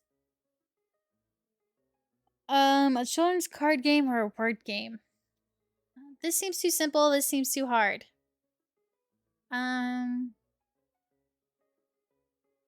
We'll go with simple, children's card game. Wait, a duel, huh? Let's try a children's card game. The crowd surrounding us gasp, but a few select laugh or groan. I expect Egan to fall within the latter, but he smirks. Perfect choice. It is? Yes, it's been decades since I have had the pleasure. Wait. He runs his palm down his right arm, from his wrist to his elbow, and a mechanical chime rings out in the cafe. An arc of light covers his forearm, and a dual platform latches into place with precise clicks. Assemble your deck, challengers! It's time to duel! But I had no deck on hand. I didn't expect him to know what I was talking about, let alone be so prepared. On what other planet did he practice this that I don't have the advantage? And I bet it's too late to back out. Out of curiosity, is it possible to change the means we use to duel now? No. Your first decision is final. Figured. Then you'll have to excuse me long enough for me to drop by my house and return. My old deck is at home under my bed. No need to dawdle. Egan whistles and 2 guards appear behind him. You called, Supreme Leader? Fetch your cards. I'm brimming with anticipation for our battle, and I will not have it delayed. At once, Supreme Leader. They vanish in a shower of light particles. Don't you need my address? We have that information, and Dell cataloged the details of every Earthian on this planet. I feel bad for Hindel. And there are so many privacy violations in that sentence. My brain tries to comprehend how they could have possibly accomplished that. But when I consider the numbers of corporations determined to squeeze every last detail out of everyone for advertising profit ventures, it suddenly makes a ton of sense. The zappy whoosh of the guards turning brings me back to reality. Supreme Leader, we've achieved the object. They plop my box of cards onto the table. Let me know when your preparations are complete. I realize that I'm really doing this. I have no choice. I ease into the booth to swiftly rebuild my deck. It even gives me some privacy. My hands shake terribly by the time I'm finished. Most of the rules are a jumbled mess in my head because of nerves. I'm ready as I'll ever be. He joins me at the table, settling uncomfortably across from me. Then let us begin. Egan draws a third of his deck on his first turn. I can barely keep up with the long string of combos he strings together through a dozen cards. By the time it gets to my turn, his side of the table is packed with cards that could be the envy of competitive players. How did he even get these in outer space? I look up at the opening hand I've drawn. Never built any deck with tournament play in mind. I've always built fully themed decks full of rarely used shenanigans. And somehow, today of all days, that's what saved me.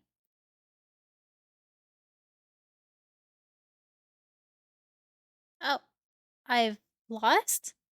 Egan scans the board state, but there's no mistake. I beat him. I actually won? She won! We're saved! Everyone in the cafe cheers and crowds around me to celebrate my victory. Egan's fist slams down on the table. Everything falls silent. Look how mad he is. Look at this. This can't be. My decks are tournament ready. We must play again. But I beat you. Best 2 out of 3. 30 minutes later, when I've defeated him a second time, Egan slumps over in the booth. The crowd cheers again. Would you like to go best 3 out of 5? I shouldn't tempt fate by asking, but I'm actually having fun playing this old card game again. No, once is a fluke, twice is the truth. I like that saying. Is this some Ornthonian saying? He drifts a palm over his arm and his dual platform disappears. As you are the victor of our match, you may name your terms. I'm so shocked by the fact I beat him that nothing feels real for a moment. I could demand anything of Egan in this moment, and he must honor it. What are your victor's demands? Will you really give me anything I ask for? Yes, so long as it's within my power. There's a certain inflection to his tone that gives me pause. Earlier, his gaze held a touch of amusement and dwindling interest, but now he is gazing at me the way I probably look at animals I want to pet. Earlier, his gaze held a touch. Oh, okay. I mean, I'd love safety for my loved ones, but let's probably, I guess, choose planet Earth, because that would meet our list. Oh, I wonder, is this a trick of words? If we choose planet Earth, he'll only save the Earth, but not the people? I wonder. Then I'd appreciate it if you didn't subjugate our planet. Egan huffs. You picked the most boring thing you could have asked for, but sure, done. Thank you. I've given this planet amnesty. Move the ships. As you command, Supreme Leader. His alien comrade appears and vanishes so fast I have whiplash. I thought Egan was talking to himself. Egan snaps his fingers and the world outside regains its proper colors. Well, I'm happy he kept his word, but it must be stressful having everyone act on everything you say the second you say it. Is your heart made of antimatter? Why would you rescue your planet? Because it's the right thing to do, and I like you here well enough. His gaze is incredibly peculiar because of its immense intensity. If that's all, I'd like to head home before the stress of all this actually hits me. I'd like to crash in private. Egan rises from the table when I do. Wait. Did you need something else? Yes. You. That's cute. Huh? What? I haven't had such a thrilling match in eons. You're welcome. Goodbye now. He kneels before me with a fist across his chest. My thoughts spin so fast it makes me dizzy. Why is he kneeling? What's the fastest way out of this conversation? Marry me. Oh? A shock of gas flood the cafe. My sister squeals like she saw her favorite boy band celebrity. Oh, I want to agree so bad, but we're gonna politely decline. This alien is crazy. Sorry, but no. That's unfortunate. Oh, no, I feel bad. He bows his head and then raises it for after a moment. I've never been so utterly smitten with another being in my entire existence. Please reconsider marrying me. The resources of millions of planets would be at your disposal. You can't be serious. I'm completely serious. Wait, did he say millions of planets? What kind of stuff would aliens accumulate? Hold on, I'm getting sucked in by greed. That's enough. Look, it's a no. We don't know each other. I will remedy that during all the years we spent together. Look how happy he is. Please stand up. I will marry you. I don't want a husband. Then I'll be your wife. That wasn't the issue. Look at him, looks all dolled up in a wedding dress. Cute. Egan reaches inside his clothing and tugs out the fanciest space rock I've ever laid eyes on. It hums and glows with ethereal blue light.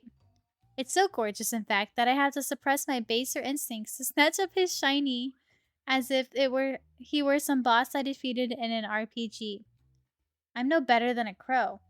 I don't think the music's really coming through.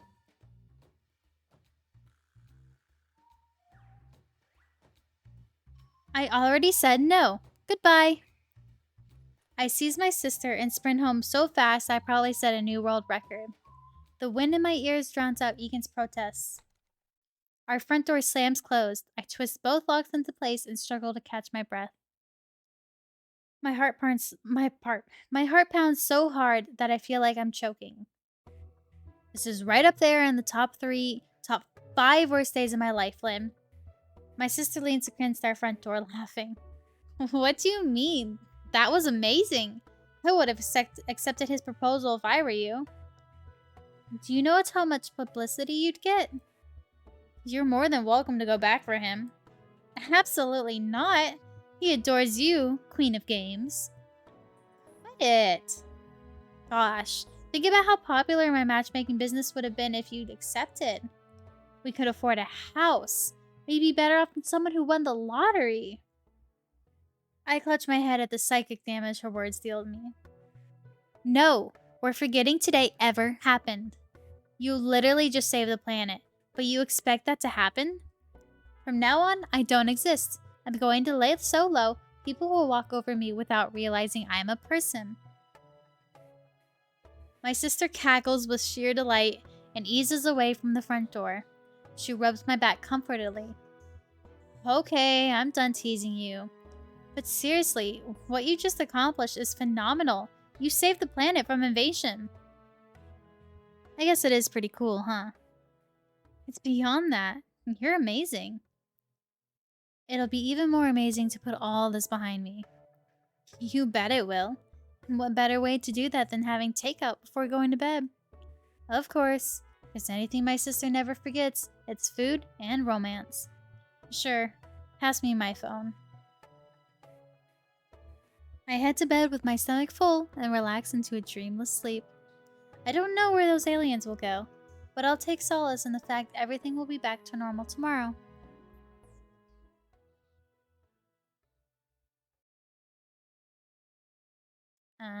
Oh. Ooh. Two hunks of metal close over my arms the following morning with a firm clank. I glance up at two alarmingly beautiful, fragile-looking men who cuff me before I could have a sip of coffee in my living room. A handsome alien A. Otohime Reeves, you're being detained. Do not resist. The peaceful sleep I had last night drifts away in the wind. Linz is still as a statue nearby with half a bagel in her mouth. I'm sorry. Why? Did you think your life would go back to normal after what you did? Lynn, what's going on? I don't know either. They're both cute, so I opened the door. Every day I worry more that my sister will be kidnapped by someone who tricks her into joining the black market solely because they're beautiful. Is that seriously the only reason you opened our door? When she looks away guiltily, I give up. She and I may live on the same planet, but clearly we don't exist in the same universe. We haven't since childhood. I'm sorry, but again, why am I being arrested? Better yet, do you have a warrant? Handsome alien B twirls his glimmering locks and produces a document. Do you think we're brutes? Of course we have a warrant. You violated Section B of Orthonian law, which mandates you must honor all agreed upon terms of a duel. But I dueled Egan and won. Our business was over. It wasn't. Are you kidding? What did I miss? Why, your date, of course. I'm about to tear my hair out. You agreed here and agreed up that, following an amicable duel, you'd partake in a casual date. As that portion of the agreement was left unfulfilled yesterday, you're being detained. You can't be serious. We're completely serious. And how could you be so cruel, Earthian? Our prince remained in the cafe until closing for the likes of you. Oh! He's the laughingstock of your planet now. There are clips of him all over your infernal apps. WooTube and WicWalk, of him abandoned in that cafe. Alien B whips out a device that looks eerily like a tablet. There are thousands of trending videos of Egan along at the table I ditched him at. Countless compilations have a desaturated Egan with rain effects and sad violin playing in the background. Was it? I can hear the sad violin thing, but I can't do it. Others have edited various sparkles, flowers, or animal ears onto him and are worshipping him as their new internet baby girl. Oh my gosh. You must be kidding. I saved the world, and they turned the alien overlord, who absolutely would have subjugated Earth, into a meme. I'd laugh if it wouldn't worsen my situation. Instead, I adjust my glasses. Wait, I don't wear glasses. Are these the ones I snatched yesterday? I take the glasses off and silently apologize to the stranger I snagged them from, as I tuck them into my breast pocket. Look! They're calling him Rizless. What? We know what that means. We looked it up. He waited 4 whole hours for you to return, and now his reputation is tarnished. Is that the real reason I'm being arrested? No. You're being arrested as per the warrant terms. This is but an extra transgression of yours. Okay. So I just have to date Egan to make amends, right? Where's our new date location? Prison? It was a joke, but the Orthonians look at me like I'm some kind of deranged savage. It's with great reluctance that we escort you back to the mothership. You do well to keep your mouth shut until then. Well, that should be easy enough. Sis, you're really going? I doubt I have another choice. You could resist, but then we'd have to seal you in the transport cube. As I'm sure you've never condensed to a ninth of your size before, I suggest you come willingly. Yeah, I definitely don't want whatever that is. Okay, leave me to Egan. Let's get this over with. Poor Egan. The inside of the mothership is concerningly clean and sterile, and everything around me glows and hums. Handsome alien A and B stand guard beside me, showing no signs of leaving. I guess they don't trust me not to bolt again, which, as ill-advised as it would be, is absolutely something I do. I'm terrified out of my mind, but I'm quite immaculate at masking it, all things considered. I have all those years in customer service to thank for that. A space door slides open and an alien wearing similar clothes to Egan comes through. There you are, contract violator. He dismisses the aliens that escorted me with a wave of his palm. I trust they filled you in on why you're here? Yes, sir. Good, then I'll skip the formalities. You have violated Orthonian dual law, but we're offering you a chance at reparations. I get it. Where's Egan? I'll apologize and then take him out on our date. Though to be fair, he was insanely late first. I'll stop you right there since you've clearly misunderstood the gravity of what you've done. Our prince fulfilled all his contractual obligations to you, every last one. One date is not enough to remedy that. Do I have to pay him money or something? You think your measly Earthian currency would suffice for the transgressions you committed? He glares at me like I insulted his mother. Wait, does he have a mother? How do alien families work? A single, paltry handful of hours is but a scrap of paper in a blazing bonfire compared to what you owe now. This humiliation will not stand. You must increase the amends by 3 times that of the original investment. So, 3 dates instead of 1? Correct. What the? Why did he have such grandiose, I don't know, build up for something he could have answered in 1 sentence? The alien unfolds a scroll. The term violator henceforth shall validate these terms with the infringed upon party. If you select any Orthonians other than the harmed party, you will render the aforementioned dual terms void, and recompense shall be the entirety of your Earthian planet. Pardon? Could you repeat that? The term violator henceforth shall validate these. No, just the last part. Recompense. You're gonna make me say it again. Recompense shall be the entirety of your Earthian planet. But I saved the world yesterday. So you did. Until you left that cafe. Ooh, that's how they get you. With the bloody fine print. Failure to honor all 3 dates within 1 Earthian week will render the aforementioned dual terms void. And recompense. I hate you.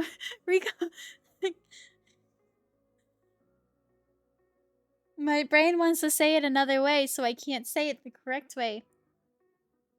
And recompense. You know it shall be the entirety of your Earthian planet. Failure to reconcile faithfully with the appropriate attitude during each date will render the aforementioned dual terms void. Recompense. I hate. Stop using the word. Shall be the entirety of your Earthian planet. Any attempt to terminate this contract will render the aforementioned dual terms void. And recompense. Stop it. Shall be the entirety of your Earthian planet. Why does he keep saying it? The scoring of your efforts will be observed each evening by 2 other chief Orthonians. I can already see it. The internet might be dunking on Egan now, but they'll be ripping me apart later. My total failure to save the world will extinguish any chance I had at descendants. And that's if the aliens don't take me out first. If you understand, then sign here, here, and here. I signed the document. Oh, hold on. I got thingamabobber again. Carbonation. 3 dates is a cheap price to pay to save the universe. The alien rolls the document back up with a jerk of his wrist. I'm pleased that you understand your situation. But displeased you ask so few questions. I have few other choices. And my heart may give out if I have to hear that Earth is the price for my failure again. Not true. You could forsake the entirety of your Earthian planet. At this point, I'm convinced this guy enjoys saying that. Where's Egan? Preoccupied. He will seek you out once he is informed. And who are the chief Orthonians that'll be observing us? Nabo and myself. I suggest you carefully consider how you'll offer your reparations starting now. And your name is? Andel. Ah, the one who got all the information on all the living Earthlanders. And what does the scoring entail? The harmed party will and must score each of the days they spend with you out of 100. Why do these dates sound like glorified job interviews? You may only leave the ship once you've hit the green button affirming you've once again agreed to the terms I've laid out to you, and that you understand them. The alien gestures behind me and a switch with 2 buttons rise out of the floor. One is red, and the other is green. Once you hit the green button, I'll remove your imprisonments. I suppose he's talking about my handcuffs. They're seriously heavy. I'd rather have them removed sooner as opposed to later. So I approach the podium with the buttons. I can't imagine Egan will score me well considering the bad blood between us after yesterday. However, there's nothing I can do about that now. I cast a longing glance at the red button. However, I'd rather not doom the world, and I understand everything Andel said. Oh, that's so tempting to hit the red button. We'll hit the green button. After a moment of consideration, I press the green button. My meeting with Egan started this whole fiasco. I only hope it'll be easy to fix. Other than the neat sound the button made, there's no noticeable change. Andel stifles a laugh onto his palm. Why is he laughing? Now I'm nervous. Brilliant choice. I'm certain our prince will be positively bioluminescent at your decision. You may leave. He will contact you within the hour. Oh no, what do we do? The air around my wrist heats up. Then my handcuffs clunk to the floor. Return home. If we cannot locate you within the hour, you will render the aforementioned dual terms void. Recompense shall be the entirety of your Earthian planet. Stop it. Enough, dude. I understand. Thanks, Andel. I'll do that. The spaceship door opens, and a wide ramp allows me to walk down into the city center. However, unlike my convoy to the mothership, there's a mob of people below. Oh, a contract violator? Yes? Best of luck to you, as the Earthians are fond of saying. You'll need it this time. The ramp transforms beneath my feet when the door closes. I slide down to the asphalt, scuffing my jeans on the pavement in the process. Ouch! Hey, jerk! But Andel's already out of earshot. I like the name of these stores. Clothes, shoes, Lorem Ipsum designers, coffee. Relax. The massive crowd is full of people taking photos, dining, and chatting. There are news fans and protesters alike. It's a haunting amount of people. There she is! She finally came out! Every last person in the mob focuses on me. Miss, please tell us how it was inside the mothership. I'm sorry, I don't have time to chat. I need to head home. We only need a second. Did you get probed? Oh my gosh.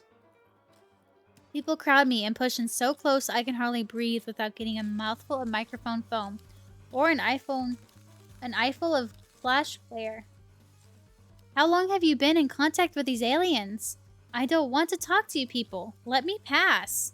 Does this invasion have any connection to Area 51? Why are you leaving Earth?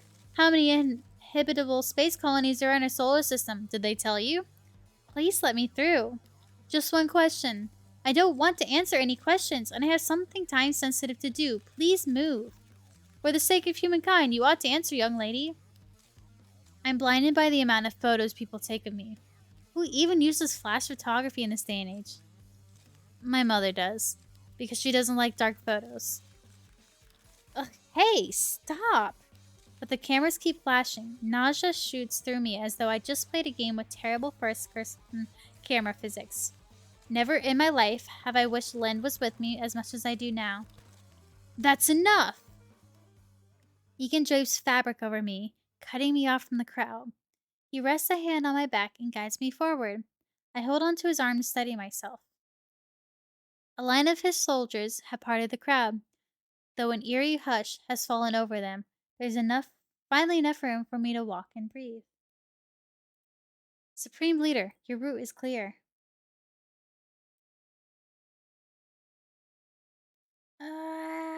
this is what I wanted. Okay, coming up on an hour. Let's see what we'll get. Thank you, but I'm not the primary concern. Otohime, are you okay? No, I feel sick and I can barely see thanks to all the flash photography. My grip on his arm tightens. I just want to go home. Let me assist. About 20 minutes later, we ease through my front door. He sets me down gently in the living room. Hey, water. Now. Yes, Supreme Leader. There's a tall glass of water between my palms a moment later. I drink some. It soothes my strained throat. This is what I need right now is a tall glass of water. I'm so happy to be home, but a whole news van convoy is outside, filled with people intent on invading my privacy. Len was right. This publicity won't go away in a day. Do you feel better? Marginally. I shall accept that as an improvement, no matter how slight. Aww. Why did you leave the mothership alone? Are you kidding? Andel dumped me outside like I was garbage. He told me to hurry home so I could meet you. You have my sincerest apologies. That will not happen again. But me getting mobbed by that crowd will. I open my mouth again, but I hold my tongue after seeing Egan's troubled expression. I'm allowed to be angry, but what's the point in yelling at him specifically? According to his customs, he didn't do anything wrong following my win yesterday, and the excitement he had about meeting me was genuine. The fact that he is an alien from another planet can't be helped. I realized then how quiet it is, and that Egan's waiting patiently for me to finish. I have nothing else to say, so don't look at me like that. You seem like you had many grievances to divulge. I did, but forget it. Then, as I may only assume, correct me if I'm wrong. I apologize again, Otohime. I understood Earthians were a curious bunch, but I didn't expect them to be so rude. In the interest of disrupting your life the least while fulfilling our contract, I'll do something about this. How? Not even celebrities can manage that thanks to gossip magazines and overzealous fans. I have given you my word. Please trust it. I'm getting Elijah Michelson vibes. I give you my word.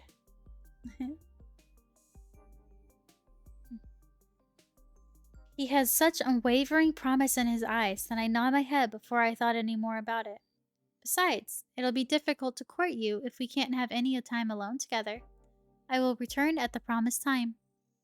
I glance at the clock. There's still another half an hour before I'm supposed to officially meet Egan. What exactly does he plan to do in that time? What exactly do you plan to... But he's gone. Air remains where he once stood. It won't be easy to solve the issue with the press. Egan won't be late, right? Though I suppose if he is this time around, it'd be a shortcut to me saving the universe. Guess I should shower. After all, I only had enough time to brush my teeth to make coffee before I was dragged out of the house. That very cup is still sitting on the coffee table. Alrighty. It's almost been an hour, so we're actually going to call it there for the game. Once, the scene loads. Here we go. Alrighty. That was Love Limit. That was actually quite interesting. We got one ending, working towards another, so definitely a decently long game. Quite fun. Now these are the people that made it. It's made with Rempy. Scenario writer and director was... I'm gonna butcher the name, so I'm not gonna say it. But as you can see, seems like they did most of it, besides the editor and the GUI designer. If you want to play the game, Norton, just let the game be the game. For some reason, Norton wants to flag the game, but there's nothing wrong with it. Whatever. Okay. Anyways, if you want to play the game for yourself, you can go see that over on the itch. And you can name your price to download, but again, just like the other games, you can Pay a couple dollars, add some if you want. Show your love and support for the dev. I don't believe they have anything else that we can send them anything, just their Twitter account, which I took a look at earlier and didn't really have much of anything else that we can support them with. So, if you want to support them, play the game. Oh, sorry. Oops. Download the game, play it, make a comment, rate it, you know, buy it for a couple bucks or so or more, 10, 20, however you feel like this game is worth. So, same with the other games we covered today with Mushroom Oasis and Killer Trait. So, yeah, those were our 3 games that we played for the showcase Saturday today. There will be a future Friday this week. We will be playing a demo from a game that I'll announce uh probably tomorrow. We'll announce the game. We're just gonna focus on that one game on Friday and we're gonna play the whole demo through. And then again on Saturday, we'll choose another 3 games that I'll announce tomorrow or Monday probably. And that'll be that. So yeah. Thank you for watching. If anyone is here, thank you for watching the stream. Anyone that is watching the VOD, hope you enjoyed the games. Hopefully, maybe you found something that seems interesting to you. I'm definitely going to continue playing these games. Let's see what else I can get ending wise for Love Limit. See if we can successfully romance the alien. And this one, we're gonna see if I can get to the yandere parts.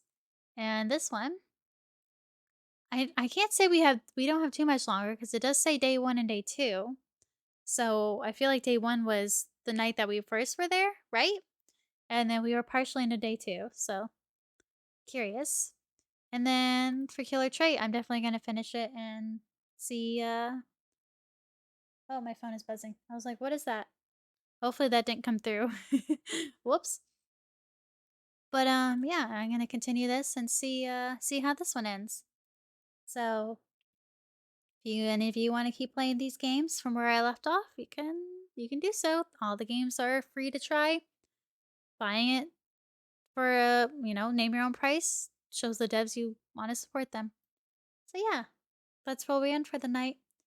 We'll turn on some lo-fi and kind of phase on out of here. Oh, that's whoops, I forgot I had it turned up for love limit. Yeah, thanks for joining. I had a lot of fun. I'm gonna go figure out what to eat as it's dinner time in about an hour. And I hope to see you all again next Friday. For a game that I will announce tomorrow for the demo. Yeah. Take care everyone. And have a good night.